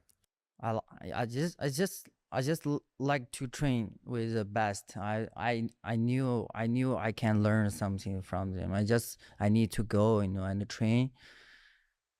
I just make me happy and improve my skill is I think it's a good thing. So when I don't have fight, I just go like other gym and train with the famous guy, like judo or jiu-jitsu or boxing. I would say if this technique is good for me, I will take it. And if it's bad, and if it's bad technique. Bad technique? No. Bad technique. I knew this is bad technique because I went to Austin, train with the B team, train with Taki brothers. There's something, some jiu-jitsu guys, they just stay the ground, they don't do some, like, their technique, not like. Yeah, I get you. The technique doesn't really transfer over for mixed martial arts, right? Like I think at this position I can punch. I can punch. 1000%. No, I understand. I don't want people to think out there that he thinks people out there have that technique. It's just not the best technique to be able to translate over to mixed martial arts, and that's a lot of things I found out when I started training just pure jiu-jitsu. Like gi jiu-jitsu, it's like I'm pulling guard. Because if I pull guard, you can't. You have to pass. You don't get. You have to pass my guard. You can't. You're not going to score any 3 points.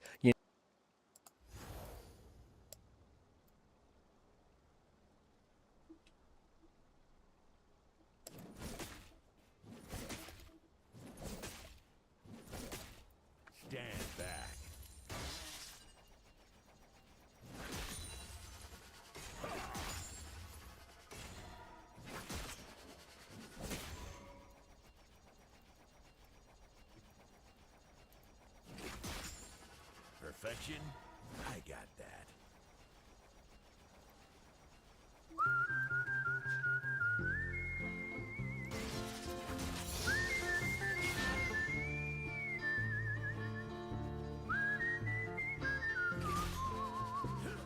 Let's do this. Friday night, boys and girls I see, drunk and running around like ants. They all just want to be heard and seen, speaking their minds and taking their stance. Some are real happy and some are mean. Some are just looking for quick romance. They want to be part of the popular scene, so they dress the part and take their chance. Boys and girls are acting real strange, pretending they're welders and cowboys and such, buying old work gear from the exchange. You can tell their hands don't do very much. I have the best. Saying me, more cowboy than you. I swear that I'm working class through and through. I've got pain, yes, sir. Saying me, more cowboy than you. Everyone's glued to their flickering screens, faces illuminated in the dark. Their pockets are full and their cars are clean. Their biggest worry is where they should park. Get better than this. So if you see cowboy hats and boots, chances are it's on daddy's dime. They're all in the bathroom snorting their tooth, having a mighty expensive time. Saying me, more cowboy than you. The key is calm. I swear that I'm working class through and through. Places to go, me to see. Saying me, more cowboy than you.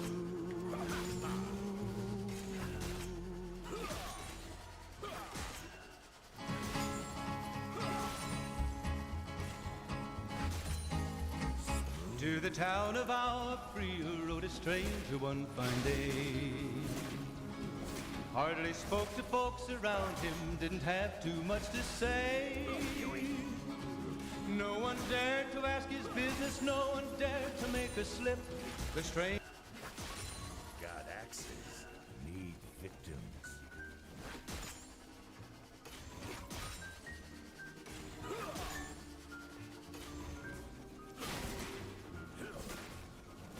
Crazy, I'm crazy for feeling Something need killing. a lonely thing. I'm crazy, crazy for feeling so blue. Watch and learn. I knew you'd love me as long as you wanted. Let's admire me. And then someday you'd leave me for somebody new.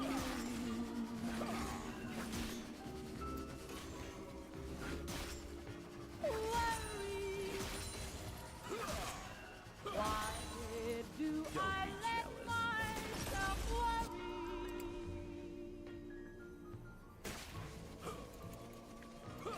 Wondering what in the world did I do? This is where Draven shines. Crazy for thinking that my love could hold you.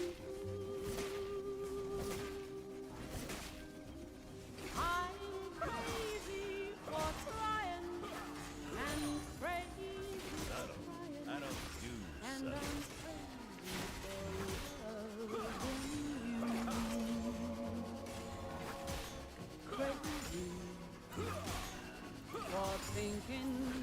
when my love could hold you.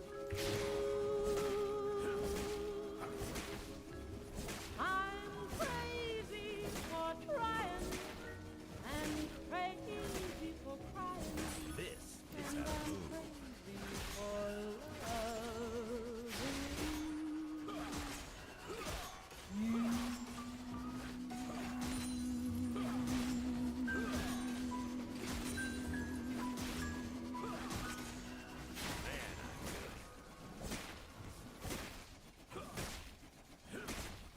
Here lies Lesmore, four slugs from a 44, no less, no more. Out in Arizona, just south of the sun, where tumbleweeds come in search of a home. There's a town they call Tombstone, where the brave never cry. Calm, calm, calm, calm. They live by a six-gun, by a six-gun they die. It's been a long time now Don't die for the axe. since the town was a boom. The jailhouse is empty, so's the palace saloon. Just one look will tell you that this town was real. A secluded old dirt road leads up to Blue Hill. Walk up to the fence there and look at the view. That's where they were hanged. 1882. It's easy to see where the brave men have died. Road marks on the old tree are now petrified. At night when the moon shines so far away, it gets mighty lonesome. No following these footsteps. Looking down on their graves, there lies Billy Clanton, never wanted to kill, but he's there with the guilty, way up on Boot Hill.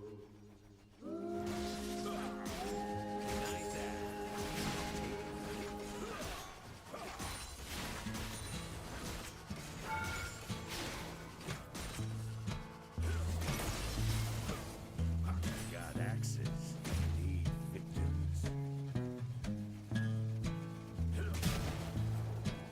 We're headed for roundup, going to the big stampede.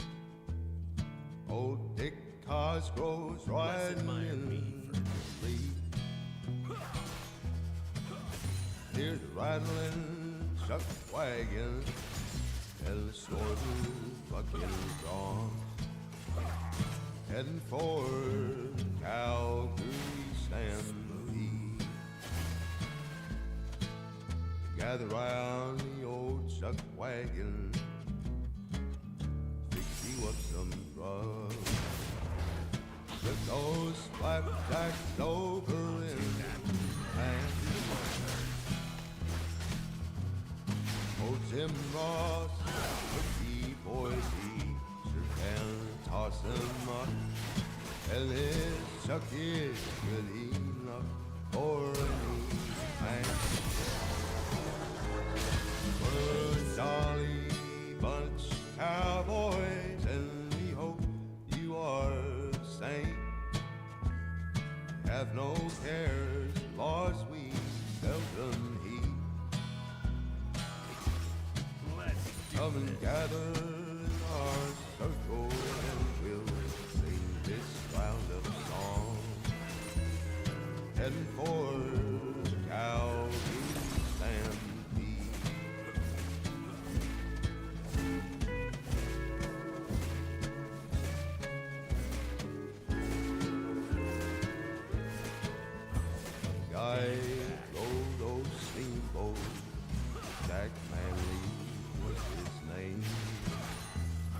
better pal, cow punch never.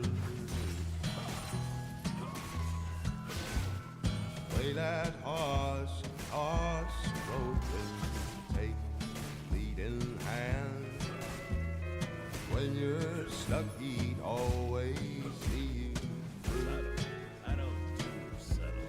We're a jolly bunch of cowboys, and we hope you are the same.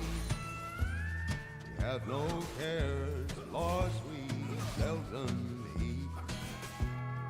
I have the best job. Come and gather in our circle, and we'll sing this roundup song.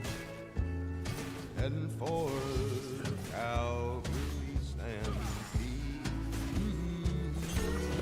Yes, we're heading for the Calgary Stampede.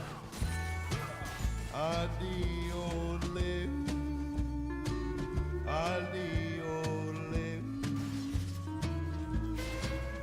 do live, oh live, oh live.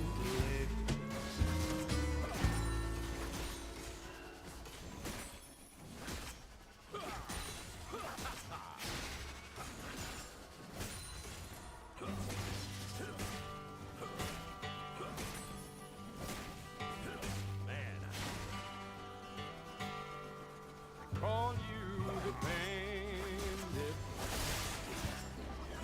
out on chain, shackled only by freedom, something where no man's chained. Some say they despise you, maybe they do. But deep down inside them, I bet they wish they were you. Bandit, you're reckless, and you live much too hard. Bandit, you're the joker. In the deep Space. Maintain the space you have in between her. you're a legend to the old men. A hero. She's gonna try to run you down. You don't need to intercept. Just keep running. You just run, and then when she gets a little bit closer, wham!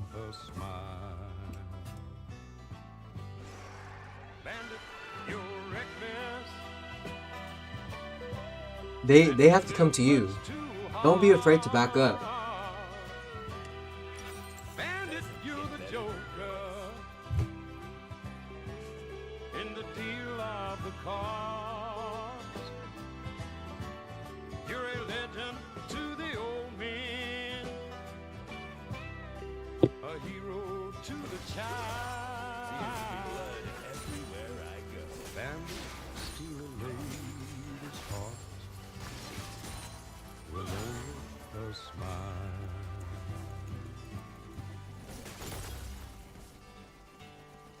They call you the bandit. Hear that? They call you the bandit. They call you the bandit. They call you the bandit.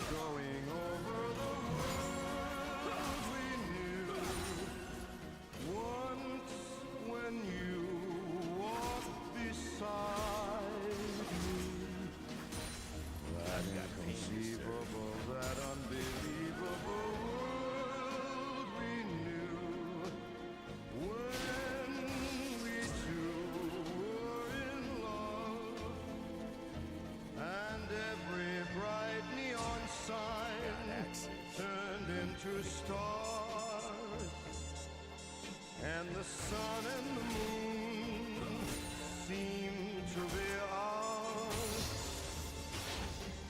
Each road that we took turned into gold. Hit 'em where it hurts. But the dream was too much for you to hold. Now over and over I keep going over the world we knew. Days when you used to love me.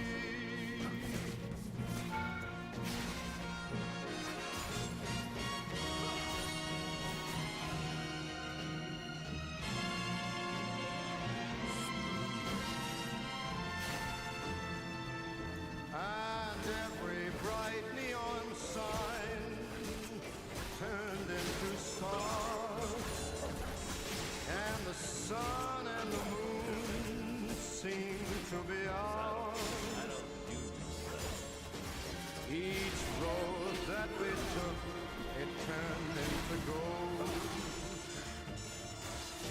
But the dream was too much for you to hold.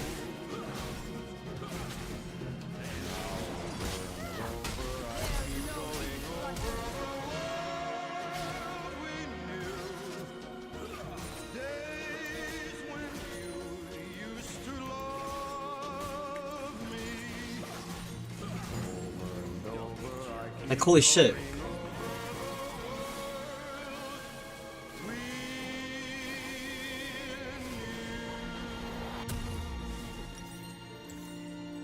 Your team has destroyed a turret. Perfection. I got that.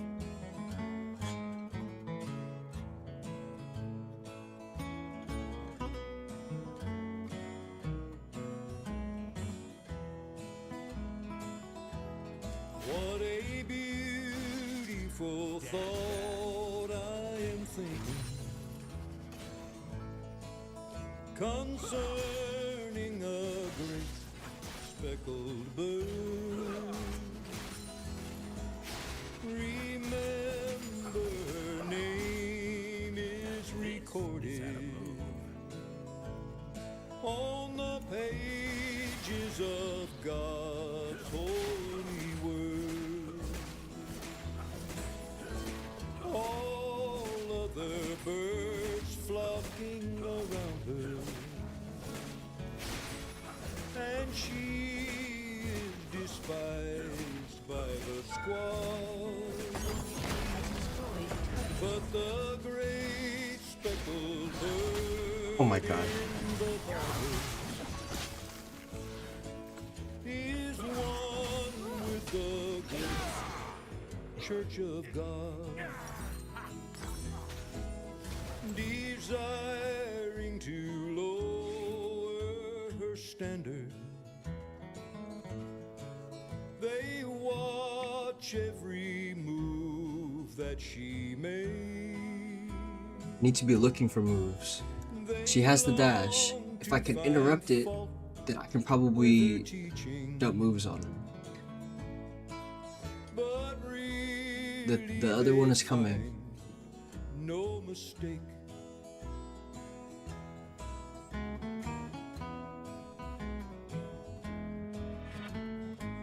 She almost wants you to run straight back. She's good at rushing you down. Places to go, me to see. But if you're close enough, then she'll melee you. So you need to keep step to the right. Diagonal. You want to step to not be on her 12. Okay, I can see that now. Even if it's a little bit. In the presence of all her despisers, with a song never uttered before, she will rise and be gone in a moment, till the great tribute I've got pain to serve. I am glad I have learned of her meekness. I am proud that my name is on her book. For I want to be one, never fearing. On the face of my Savior to look. When he comes descending from heaven on a cloud like he writes in his word. Let's admire me for a bit. I'll be joyfully carried to meet him on the wings of that great speckled bird.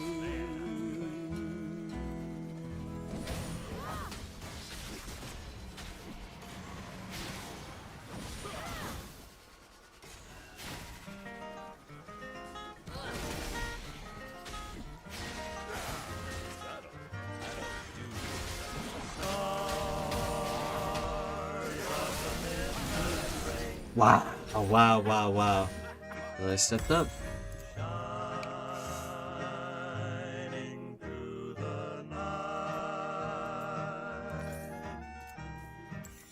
It's tough because I feel like the AI is trying to run away from me.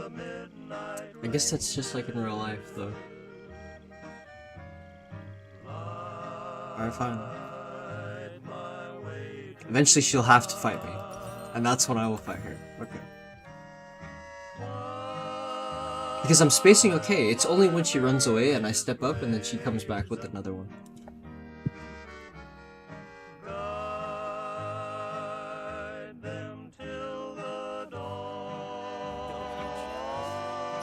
But catching someone coming in is much easier. That's something that I need to be aware of because I'm gonna be kill hungry when I am driving.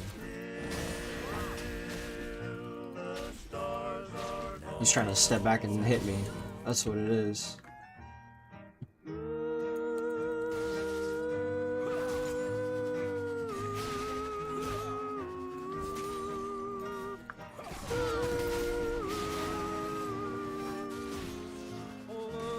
Following these footsteps.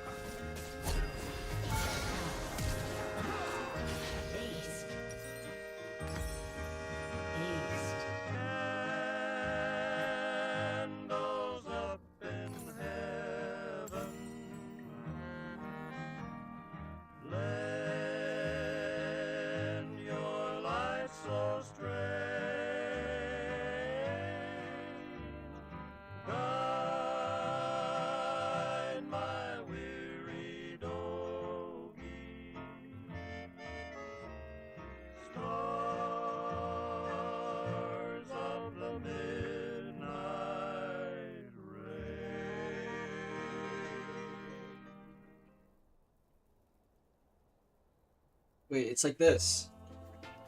Oh. I've got your picture that you gave to me, and it's signed with love, just like it used to be. The only thing different, the only thing new. I've got your picture, she's got you. Got axes. I've got the records that we used to share, and they still sound the same.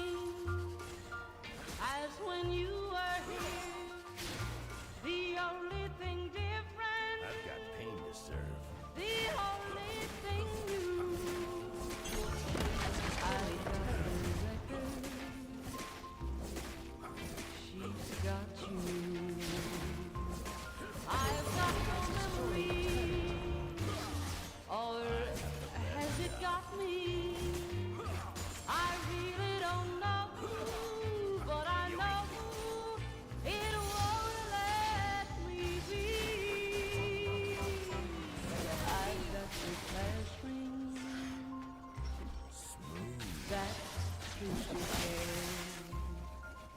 And it still looks the same as when you gave it. Oh my god. The only thing different, the only thing new. Is she building, itemizing for me? Oh my god, she has so much armor. She's got you. She's no more. I've got your memory, or has it got me? I really don't know, but I know it won't. Yeah, I do have more money. I've got your last ring that proved you cared, and it still looks the same. I'm gonna cheat. When you gave it, I'm gonna cheat. the only thing different, the only thing new. I've got these little things, Places to go. she's got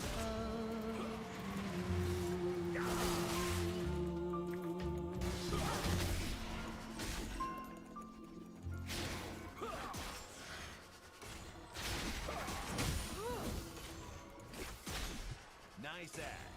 I'll take it. Here we go. Watch and learn. Some people say a man is made out of mud. Poor man's made out of muscle and blood and skin and bones. Mind that's weak and the back that's strong. You load 6 sleds. Another day. St. Peter, don't you call me, cause I can't go. I owe my soul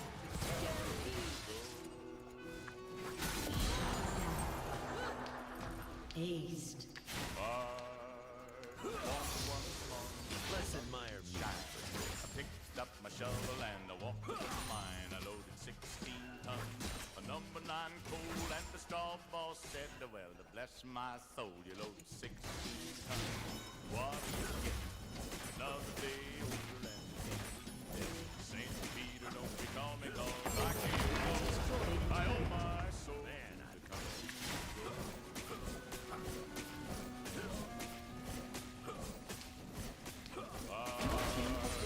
One morning, fighting and trouble are my middle name. I was raised in the canebrake by an old mama lion. She know I Destroyed a turret.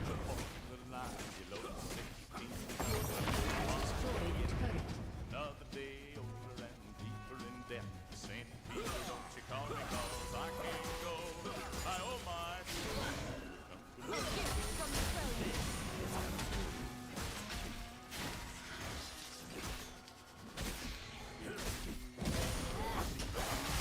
better step aside. A lot of men did, a lot of men died. One vision I'll take care of them. Steal if the right one you load 16 tons. No! Ult. Punch her. Because you're not even in range yet. You're not even in range.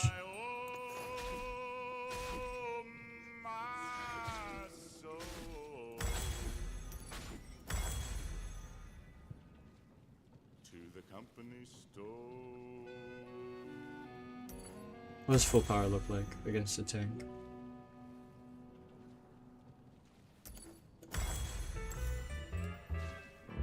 Pardon me, Mr. I feel like giving up.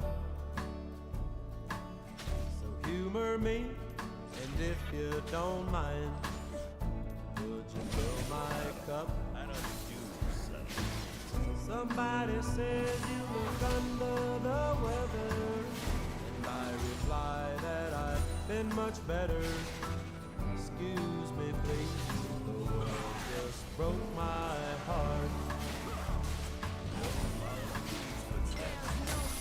Don't feel sorry for myself, because that would be too much. I know this town like the back of my hand, and that's more than enough to paint this back road up in tears. Why do you think I'm a sitting here?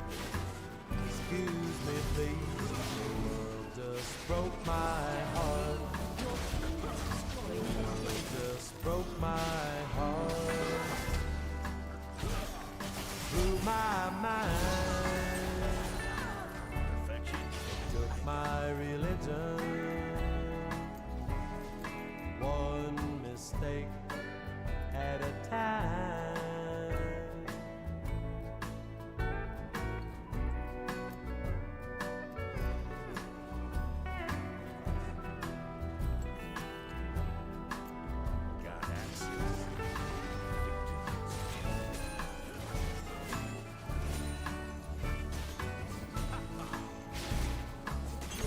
Why should I care at all what you're fighting for? Just another masquerade out on the parlor floor. This carousel's just going around. Sure wish they'd stop and let a po' boy down. Excuse me, please. The world just broke my heart. The world just broke my heart.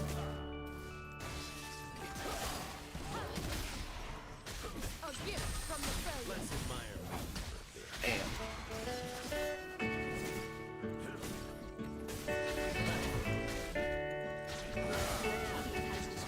Rolling stone, all alone and lost.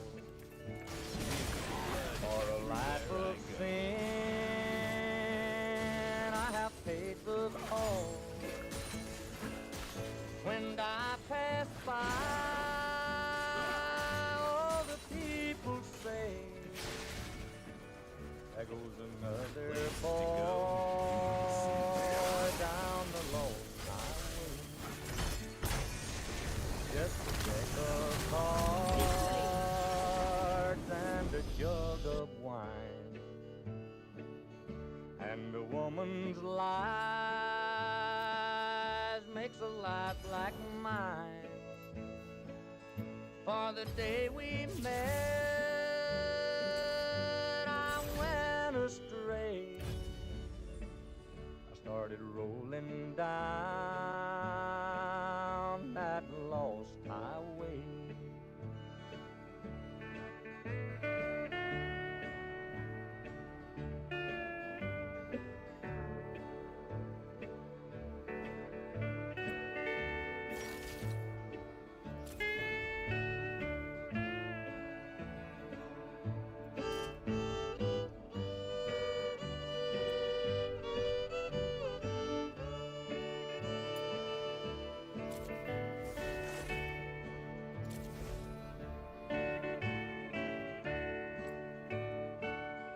I was just a lad, nearly 22. Neither good nor bad, just a kid like you.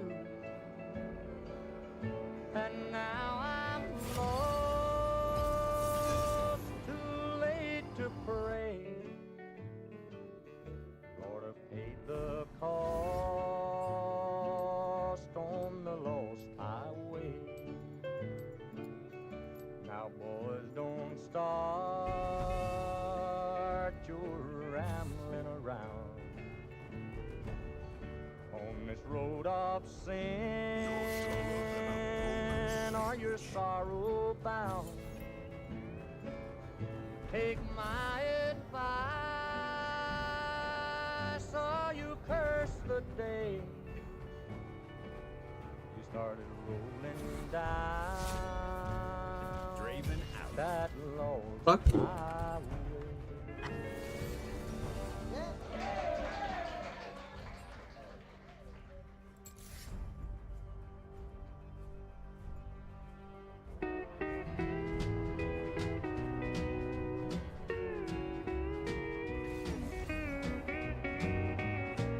every night you'll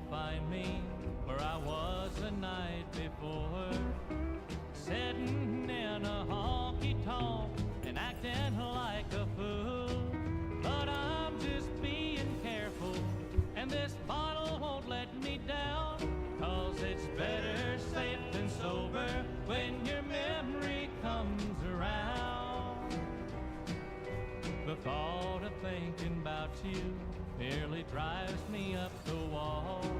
So I take much precautions long before last call. It's one drink then another till I feel safe and sound. 'Cause it's better safe than sober when your memory comes around. Better safe than sober when danger's always near. I never know what moment your memory may appear. This time I know you're winning, 'cause you know the way I feel. I work so hard to keep it, but I just lost the deal. And the bar will soon be closing, but there's a liquor store in town. And it's better safe than sober when your memory comes around.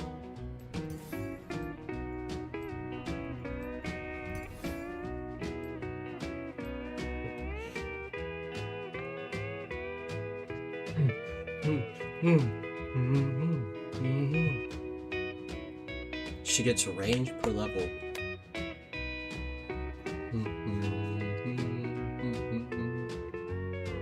2016 Rice Gun.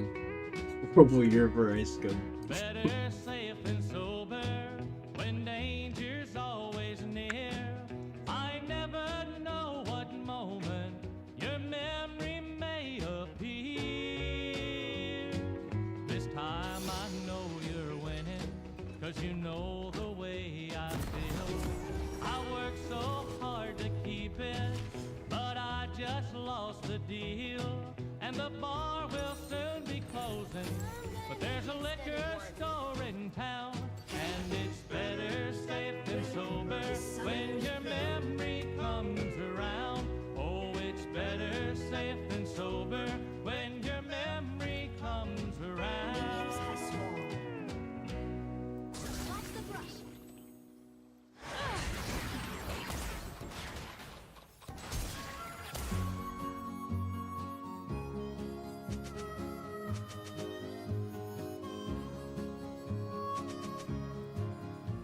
Yeah, I remember it now. We were kids back then, living down on the farm. We were told that the city could only bring us harm. How far is the city? Somebody said. You know, that's a great big town. And Barbara said, why, it's 1,000,000 miles. And the story got around. It's 1,000,000 miles to the city. From the hills and valleys we know.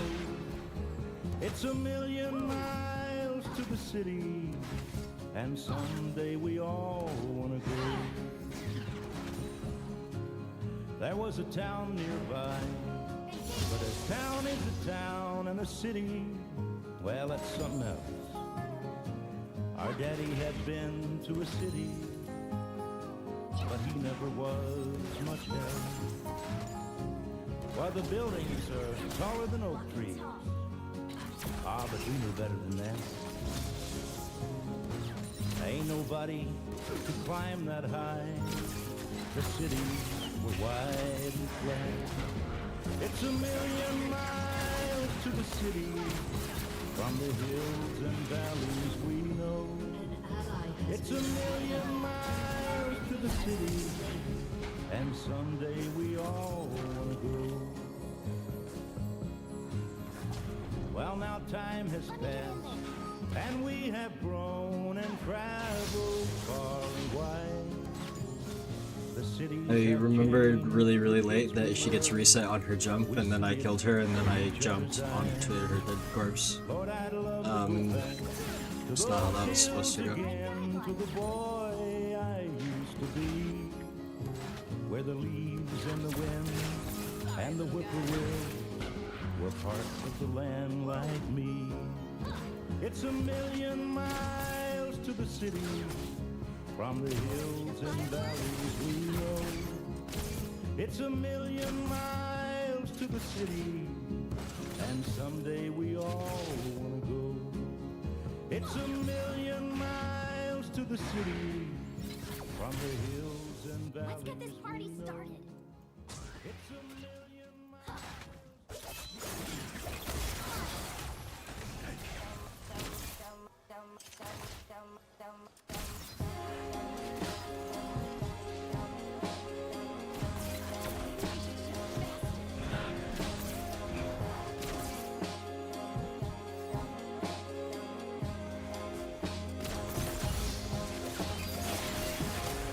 I can see the sky crying when your rainfall tears.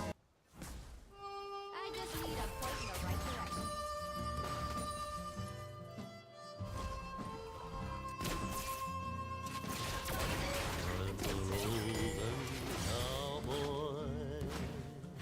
Far away from home, far from the prairie, where I used to roam, where the doggies wander, and the wind blows free. Do you sell earplugs Oh, too? my heart is yonder on the lone prairie. Oh, carry me back to the lone prairie, Unless it's to talk. where the coyotes howl and the wind blows free. And when I die, you can bury me beneath the western sky on the lone prairie. Give me back my saddle, give me back my gun, give me back that bronco that I used to run. Let me spread my blanket by a peaceful stream. Hear the cowboys singing in the campfire's gleam. Oh, carry me back to the lone prairie, where the coyotes howl and the wind blows free. And when I die, you can bury me beneath the western sky on the lone prairie. On the lone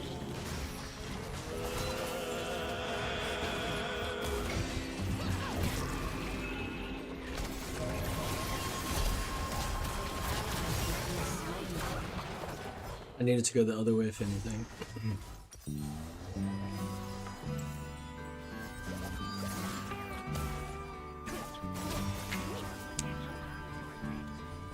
Everybody's going away.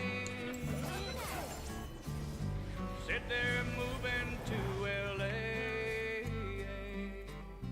There's not a soul I know around. Everybody's leaving town. It's probably worth shooting. Some caught a freight, some caught a plane. Find the sunshine, leave the rain. They said this town will waste your time.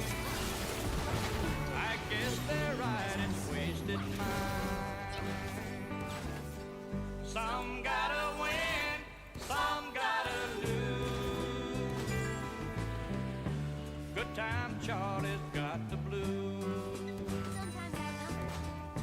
Good time Charlie's got the blues.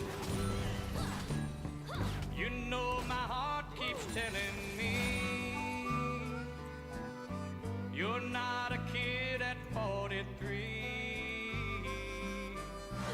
You play around, you lose your eye. You play too long, you lose your life. I'm hoping time will ease the pain. Can't find a thing to ease the rain. I'd love to try and settle down, but everybody's leaving town. Some gotta win, some gotta lose. Good time Charlie's got the blues. I don't know why I pressed F. Good time Charlie's got the blues. It felt right that I hit it.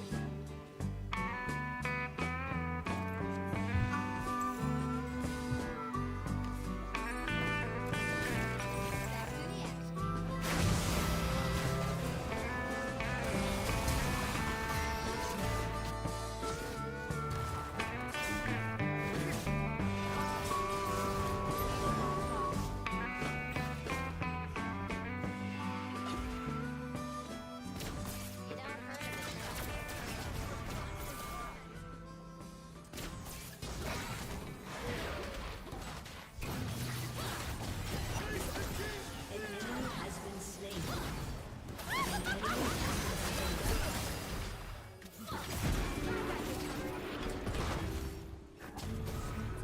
You have slain an enemy.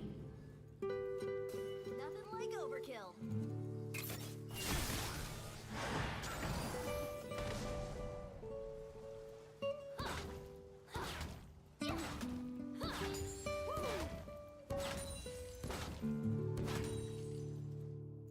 Winners don't duck.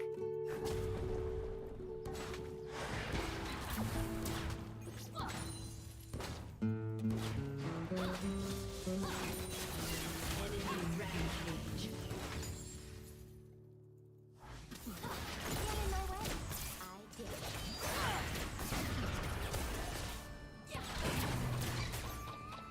Oh my god. Up before the sunrise. Time for some real. It's a rocky road back home. It just won't be where we I'll keep my promise, just like I said I would. Jump E1. Auto. Ult. And hang your spurs for good. That looks cool. Say goodbye to Montana, where the northers always blow. But that's if you like. That's if you're gonna die. That's if you're gonna die. If you would die by taking one hit, you go. By the time I get you home, we drove a herd from Texas to the big Montana sky.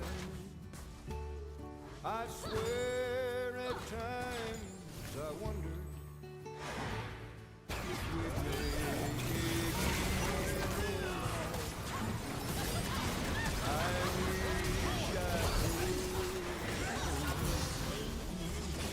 That you were my best friend, but I guess you always knew that. Ult auto. Auto ult. Too tough to bend. Say goodbye to Montana, where the northers always blow.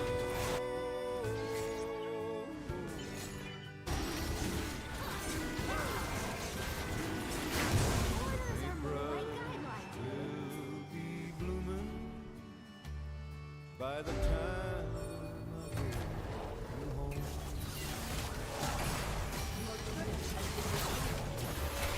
All honor to the cowboys, your praises they will sing,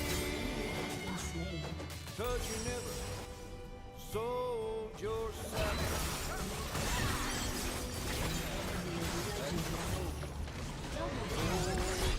Let's get this party started. Feeling different now. Adios, Montana, where the Lord's always will be blooming by the time I get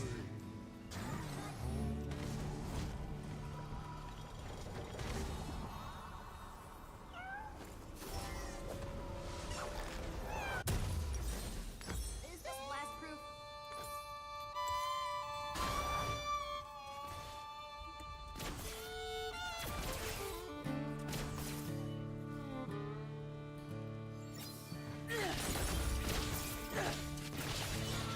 I was a child, family in Western Kentucky, where my parents were born.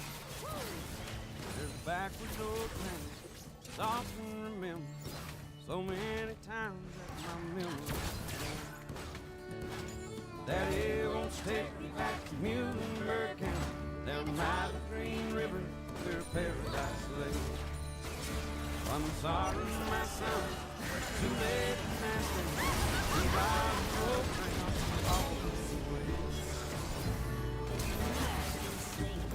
Sometimes we'll travel right down the Green River, leave family in no prison down by Adrian Hill, where the hair smelled like snakes, shoes without pistols, and empty pop bottles was all we would kill.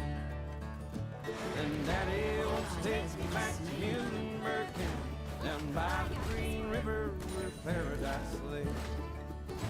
I'm sorry, my son, but it's too late to ask him. Mr. Peabody's gold train is hauled away.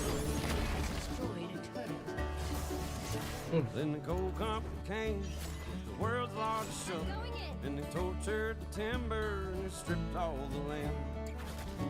Well, they dug for their coal till the land was forsaken, and they wrote it all down as the progress of man. And Daddy wants to take me back to Muhlenberg County, down by the Green River where paradise lay. I'm sorry, my son, but you're too late for asking. Peabody's gold train is hauled away.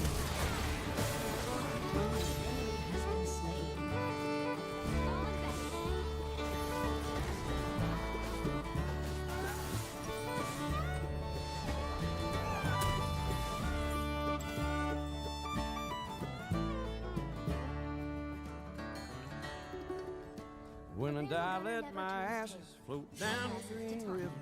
Let my soul roll on up to the Rochester Dam. I'll be halfway to heaven, paradise waiting, just 5 miles away from wherever I am. And Daddy wants to take me back to Muhlenberg County, down by the Green River where paradise lay. I'm sorry, my son, it's too late for asking. Mr. Peabody's coal train is hauled away. Mr. Peabody's coal train is hauled away. Mr. Peabody's coal train is hauled away.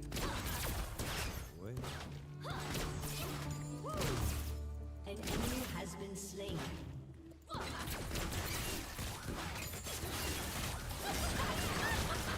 Easy peasy. In Death Valley, where we search for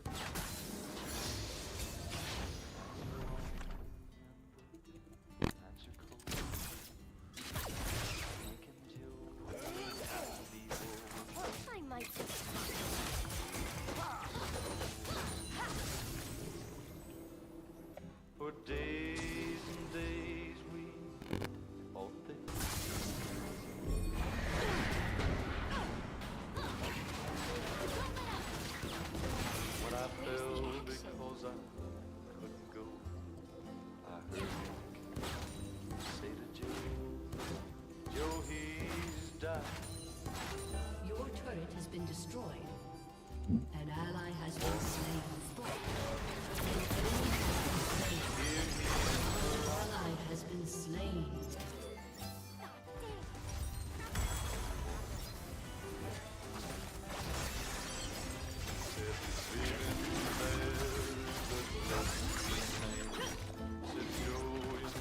I would actually like to watch that.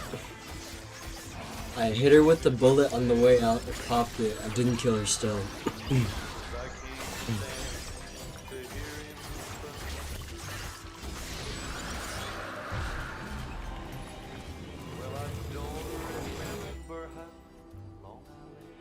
Gotta get back out there.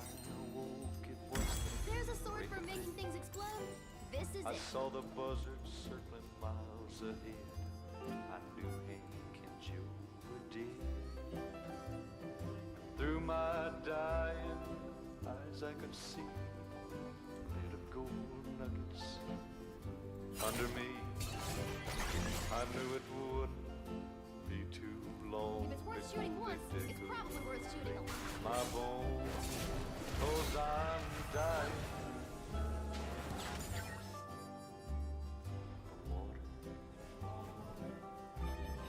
Yes, I'm crying.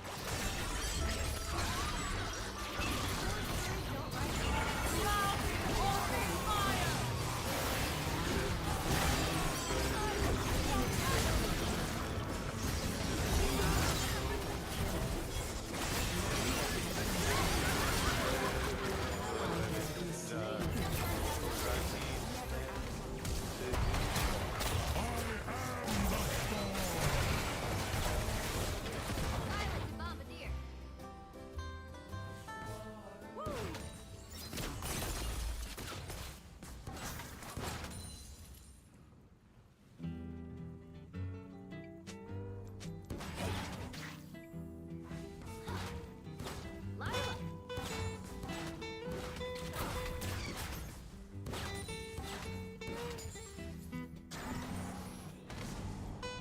Time for some rearm and redeploy.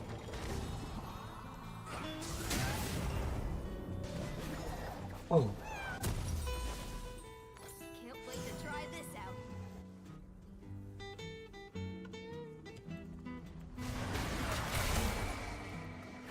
This match, we gotta go for her.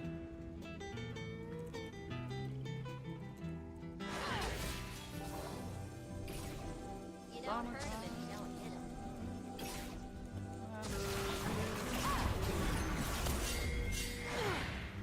Oh shit.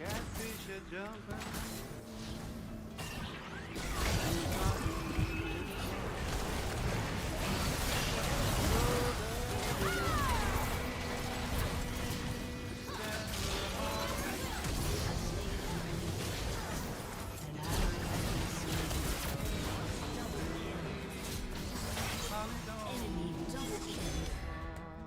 An ally has been slain. One of these An enemy mornings, has been slain. you gonna rise up singing, gonna spread out your wings and take to the sky. I think if I killed the Shinzao first, I win a little bit harder there.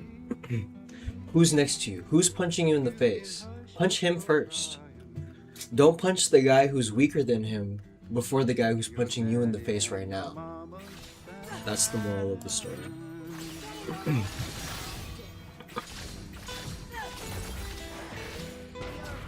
Sometimes you do.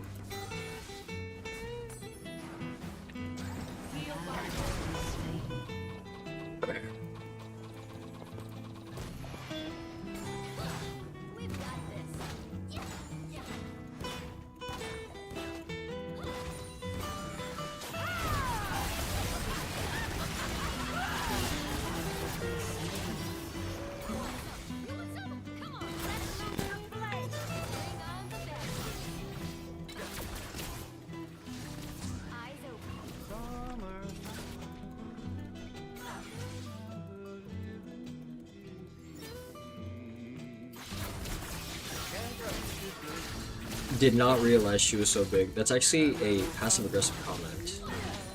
Shouldn't be saying things like that.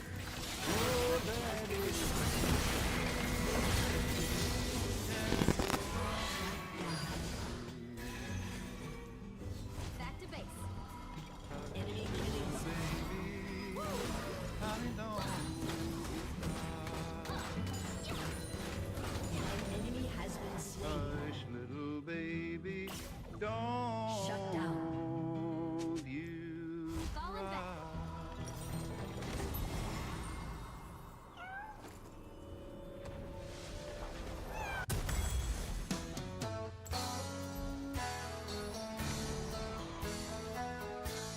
Oh, I thought I was asleep, but the Volibear isn't even there.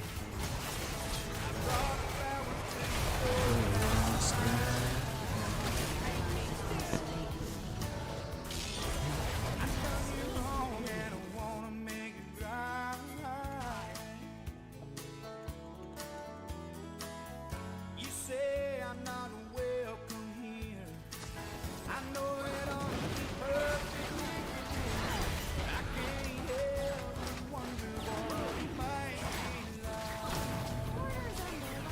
like if I had 2 dozen roses and the north on the road.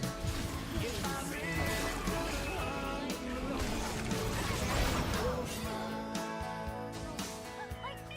if I could cry and get a little less sleep at night. If I had 2 dozen roses, would change your mind. Okay, so this one where I get boots, this is cool because it gives me space. Yes, it gives me a 6 item at the end of the game, but it gives me space to buy components. So it doesn't feel like I'm so behind because I'm still building. Where before I would just have like a sword and 600 bucks on the table, but I can't buy anything until I can hit this 300, so I would need 650.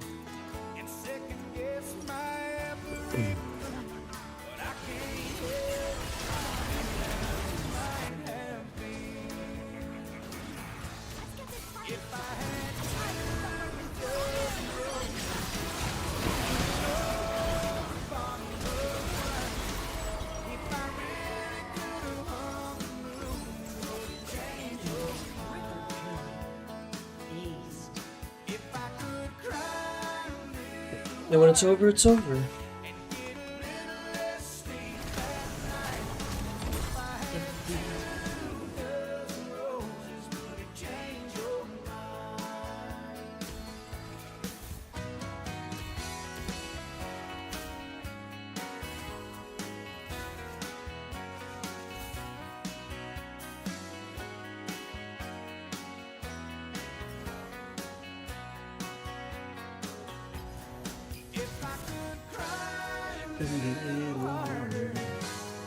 I just want to play Draven, man.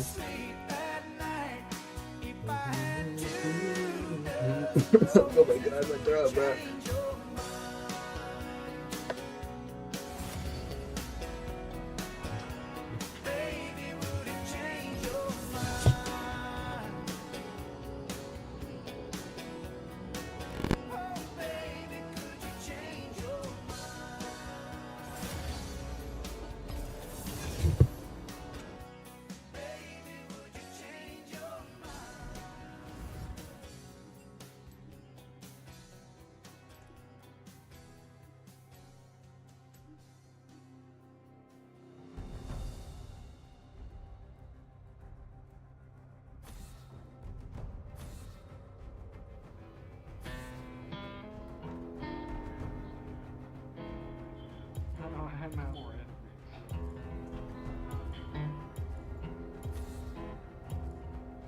You're duller than a broken sandwich.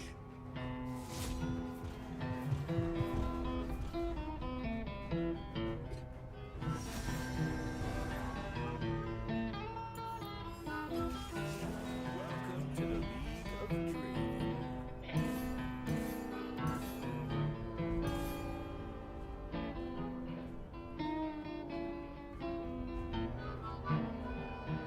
Trouble in mind, yeah, I'm blue. Well, I won't be blue always.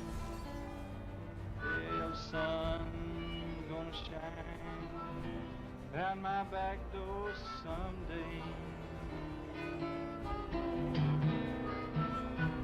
Well, I wanna take my head down across some lonesome railroad line.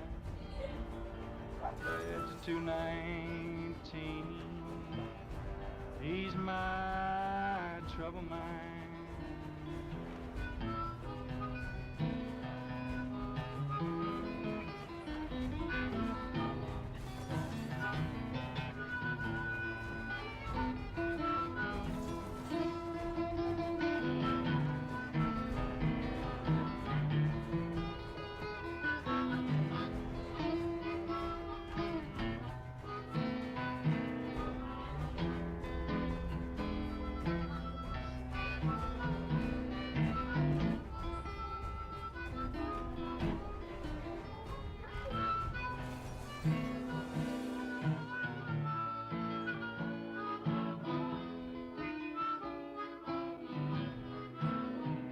with trouble in mind. Yeah, I'm blue. Well, my poor heart's aching so.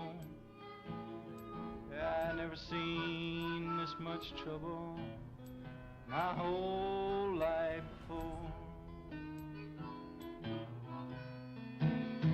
With trouble in mind, yeah, I'm blue. Yeah, but I won't be blue always. Yeah, the sun gonna shine down my back door someday.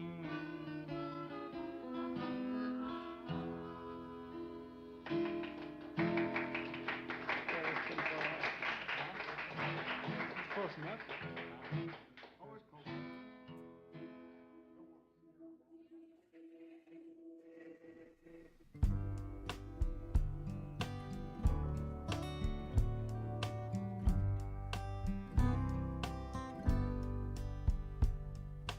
Leaning on a T-post, my eyes up on the sky. When I'm meant to be splicing broken wire, the meadowlark is singing her old familiar tune. Her melody surpasses that of mine. And how could I try now to sing a song when the good Lord's smallest creature included out so strong? And I should be comparing his handiwork with mine. But I hope the Lord don't mind for time.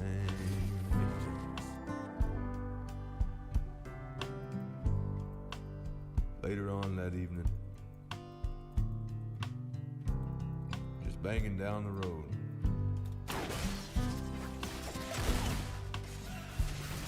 sun gets down the plains at night. The air takes on a cool west wind starts to blow.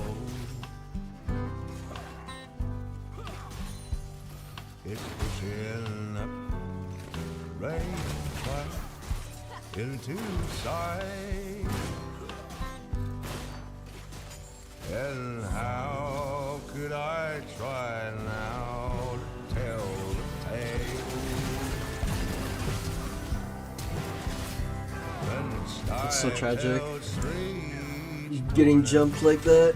I need to flash that stun.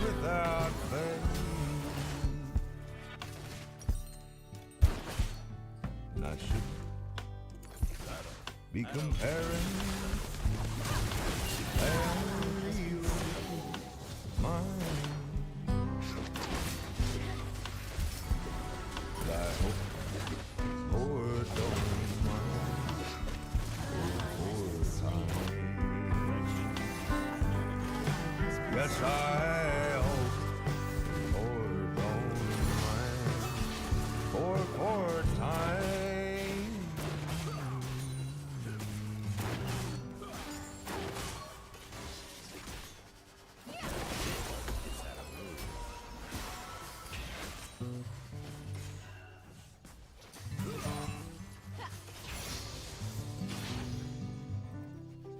An enemy has been slain. Places to go, need to see.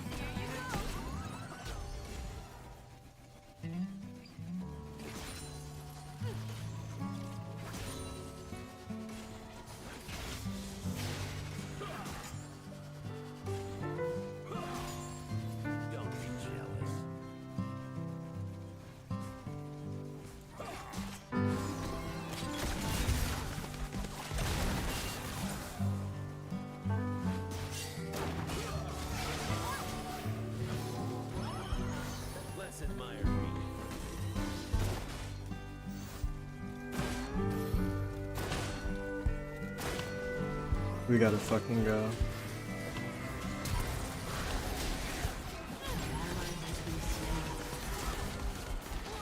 I've got pain to serve.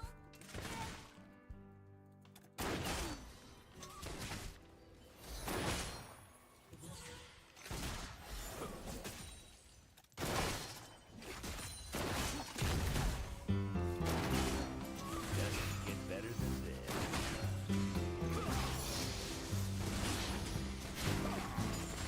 Just outside these prison bars, the hanging tree wave. At sunrise, I'll meet darkness, and death will say hello. Darling, touch your lips to mine and tell me that you love me, and promise me again before you go. Will you visit me on Sundays? Will you bring me pretty flowers? Will your big blue eyes get misty? Will you brush away a tear? A grave is filled with silence, but if a sleeping man could hear, darling, would I hear your footsteps?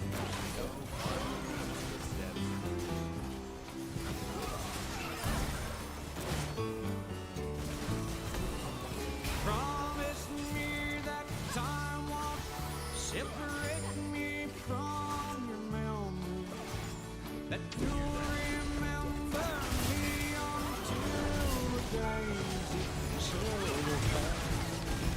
If not for you, I know I lose my mind before the morning. Hold me close and tell me that you care. Will you visit me on Sundays? Will you bring me pretty flowers? Will your big blue eyes get misty? Will you brush away a tear?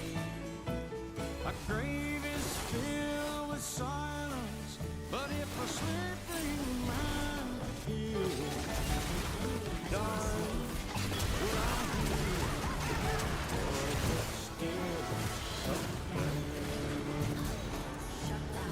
Will you visit me on Sundays? Will you bring me pretty flowers? Will your big blue eyes get misty? Watch and learn.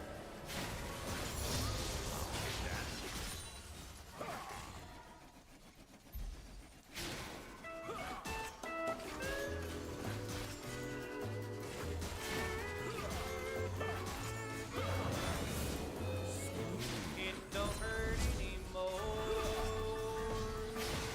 All my teardrops have dried. No more walking the floor without no burning inside. Just to think it could be. Overstay. Overstay. Didn't think about Bard. I thought they would have to come through to the land so I would see them coming, but of course Bard will jump me. Right? Perfection. I got that. It don't hurt anymore. No need to deny, I wanted to cry the day you said we were through. This is But now that I find you're out of my mind, I can't believe that it's true. I've forgotten somehow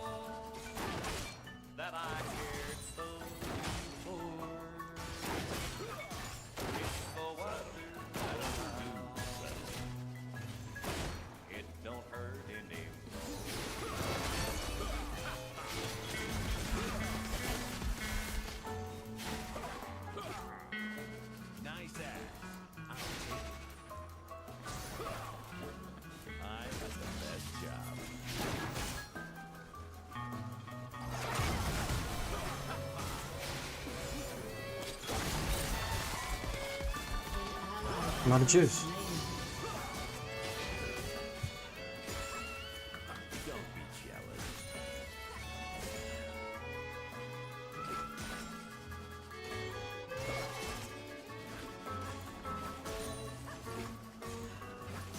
No need to deny, I wanted to try the day you said we were to go. But now that I find you're out of my mind, I can't believe that it's true. I've forgotten somehow that I cared so deeply. Let's admire me. It's so untrue. It don't hurt anymore.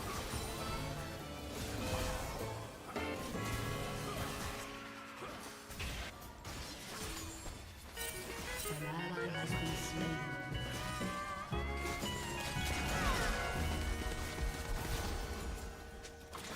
Just call the Jamestown Ferry. It's not a hot day there. I should have left. I was like, I might as well clear this wave since he's dying over there. If they're here, it'll take them 3 seconds to walk down. I need to just leave. Especially if I'm not gonna help him. Because I knew I wasn't gonna help him.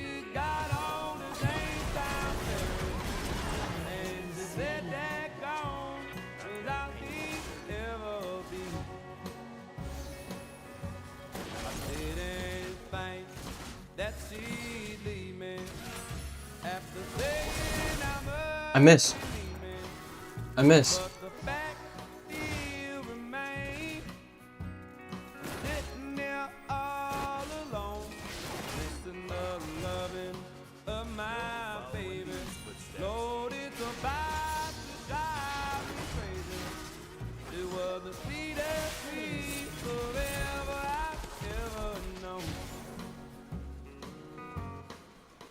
Just call the Jamestown Ferry. It's not a hot day, January, like she said it'd be if she ever left me. A case of gone was all she carried, and she got on the Jamestown Ferry, and she said that gone without these ever be.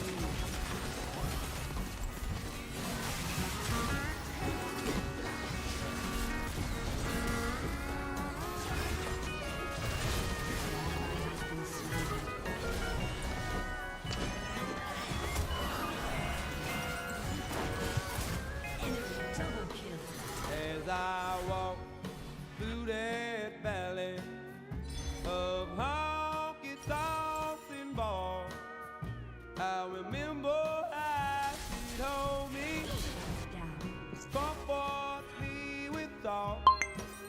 She didn't fuss with every breath. She had a soothing southern drawl, made me feel like a man through it all. An ally has been slain. She just called the Jamestown Ferry. It's not a hot Now this is how to move. like she said it'd be. Never left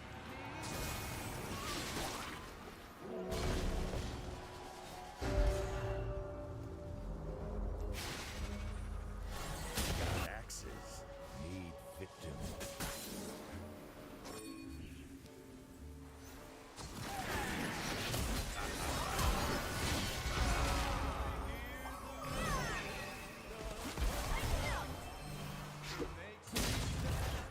Don't be jealous.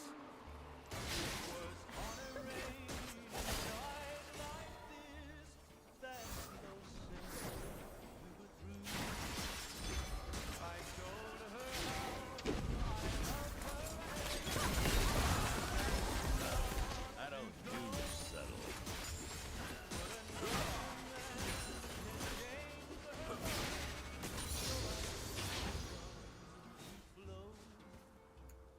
alone within myself.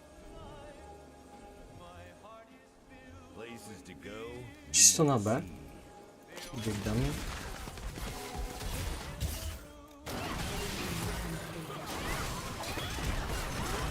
Has been slain.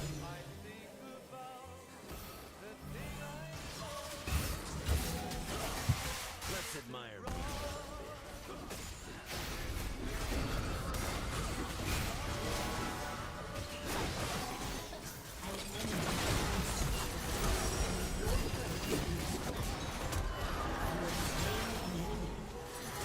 Enemy double kill. An ally has been slain. I panic because I'm trying so hard to catch the X's.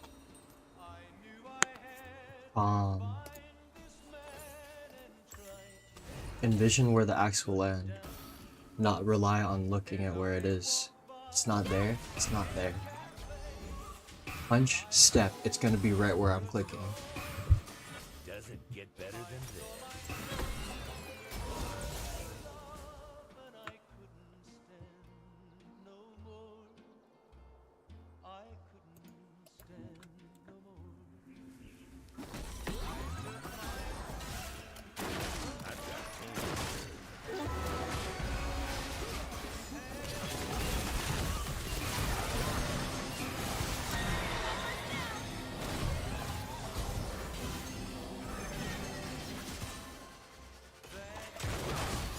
No following these footsteps.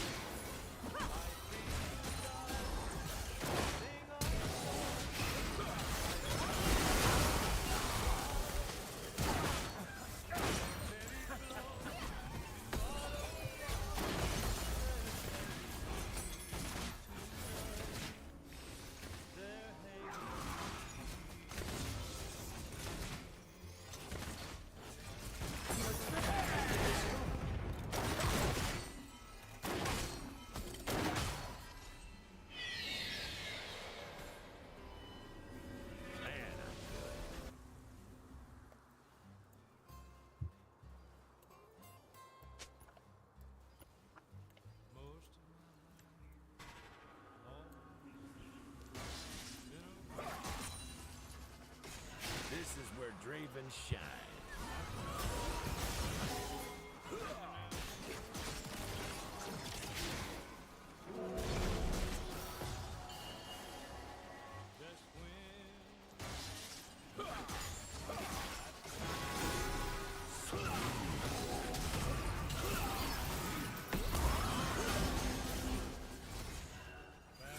An enemy has been slain.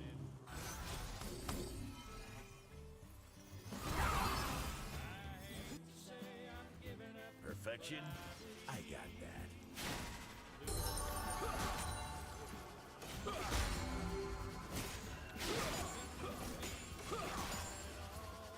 Your team has destroyed a turret.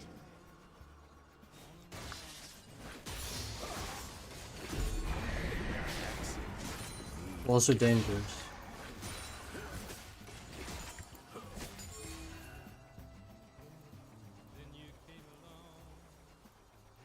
Bard is up there. 3 or 4 up there.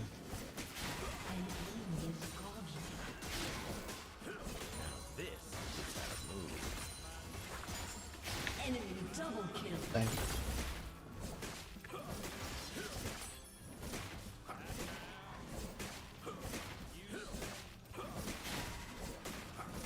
Your team has destroyed a turret.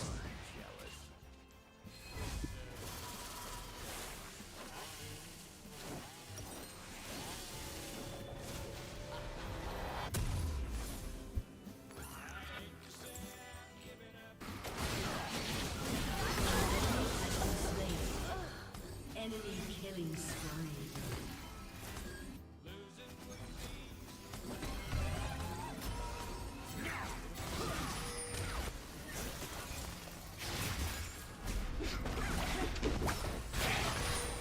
Subtle. I don't do subtle.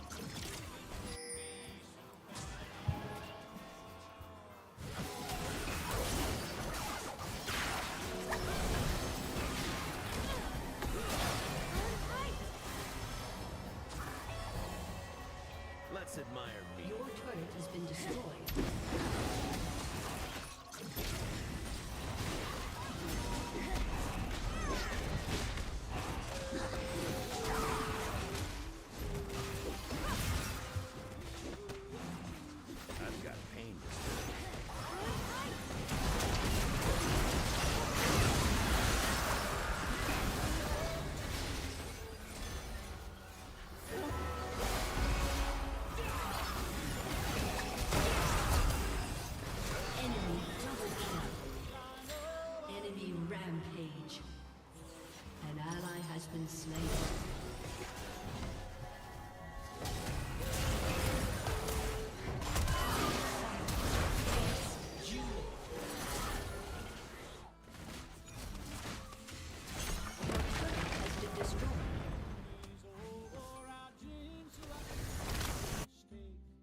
Well, I'm gonna go eat.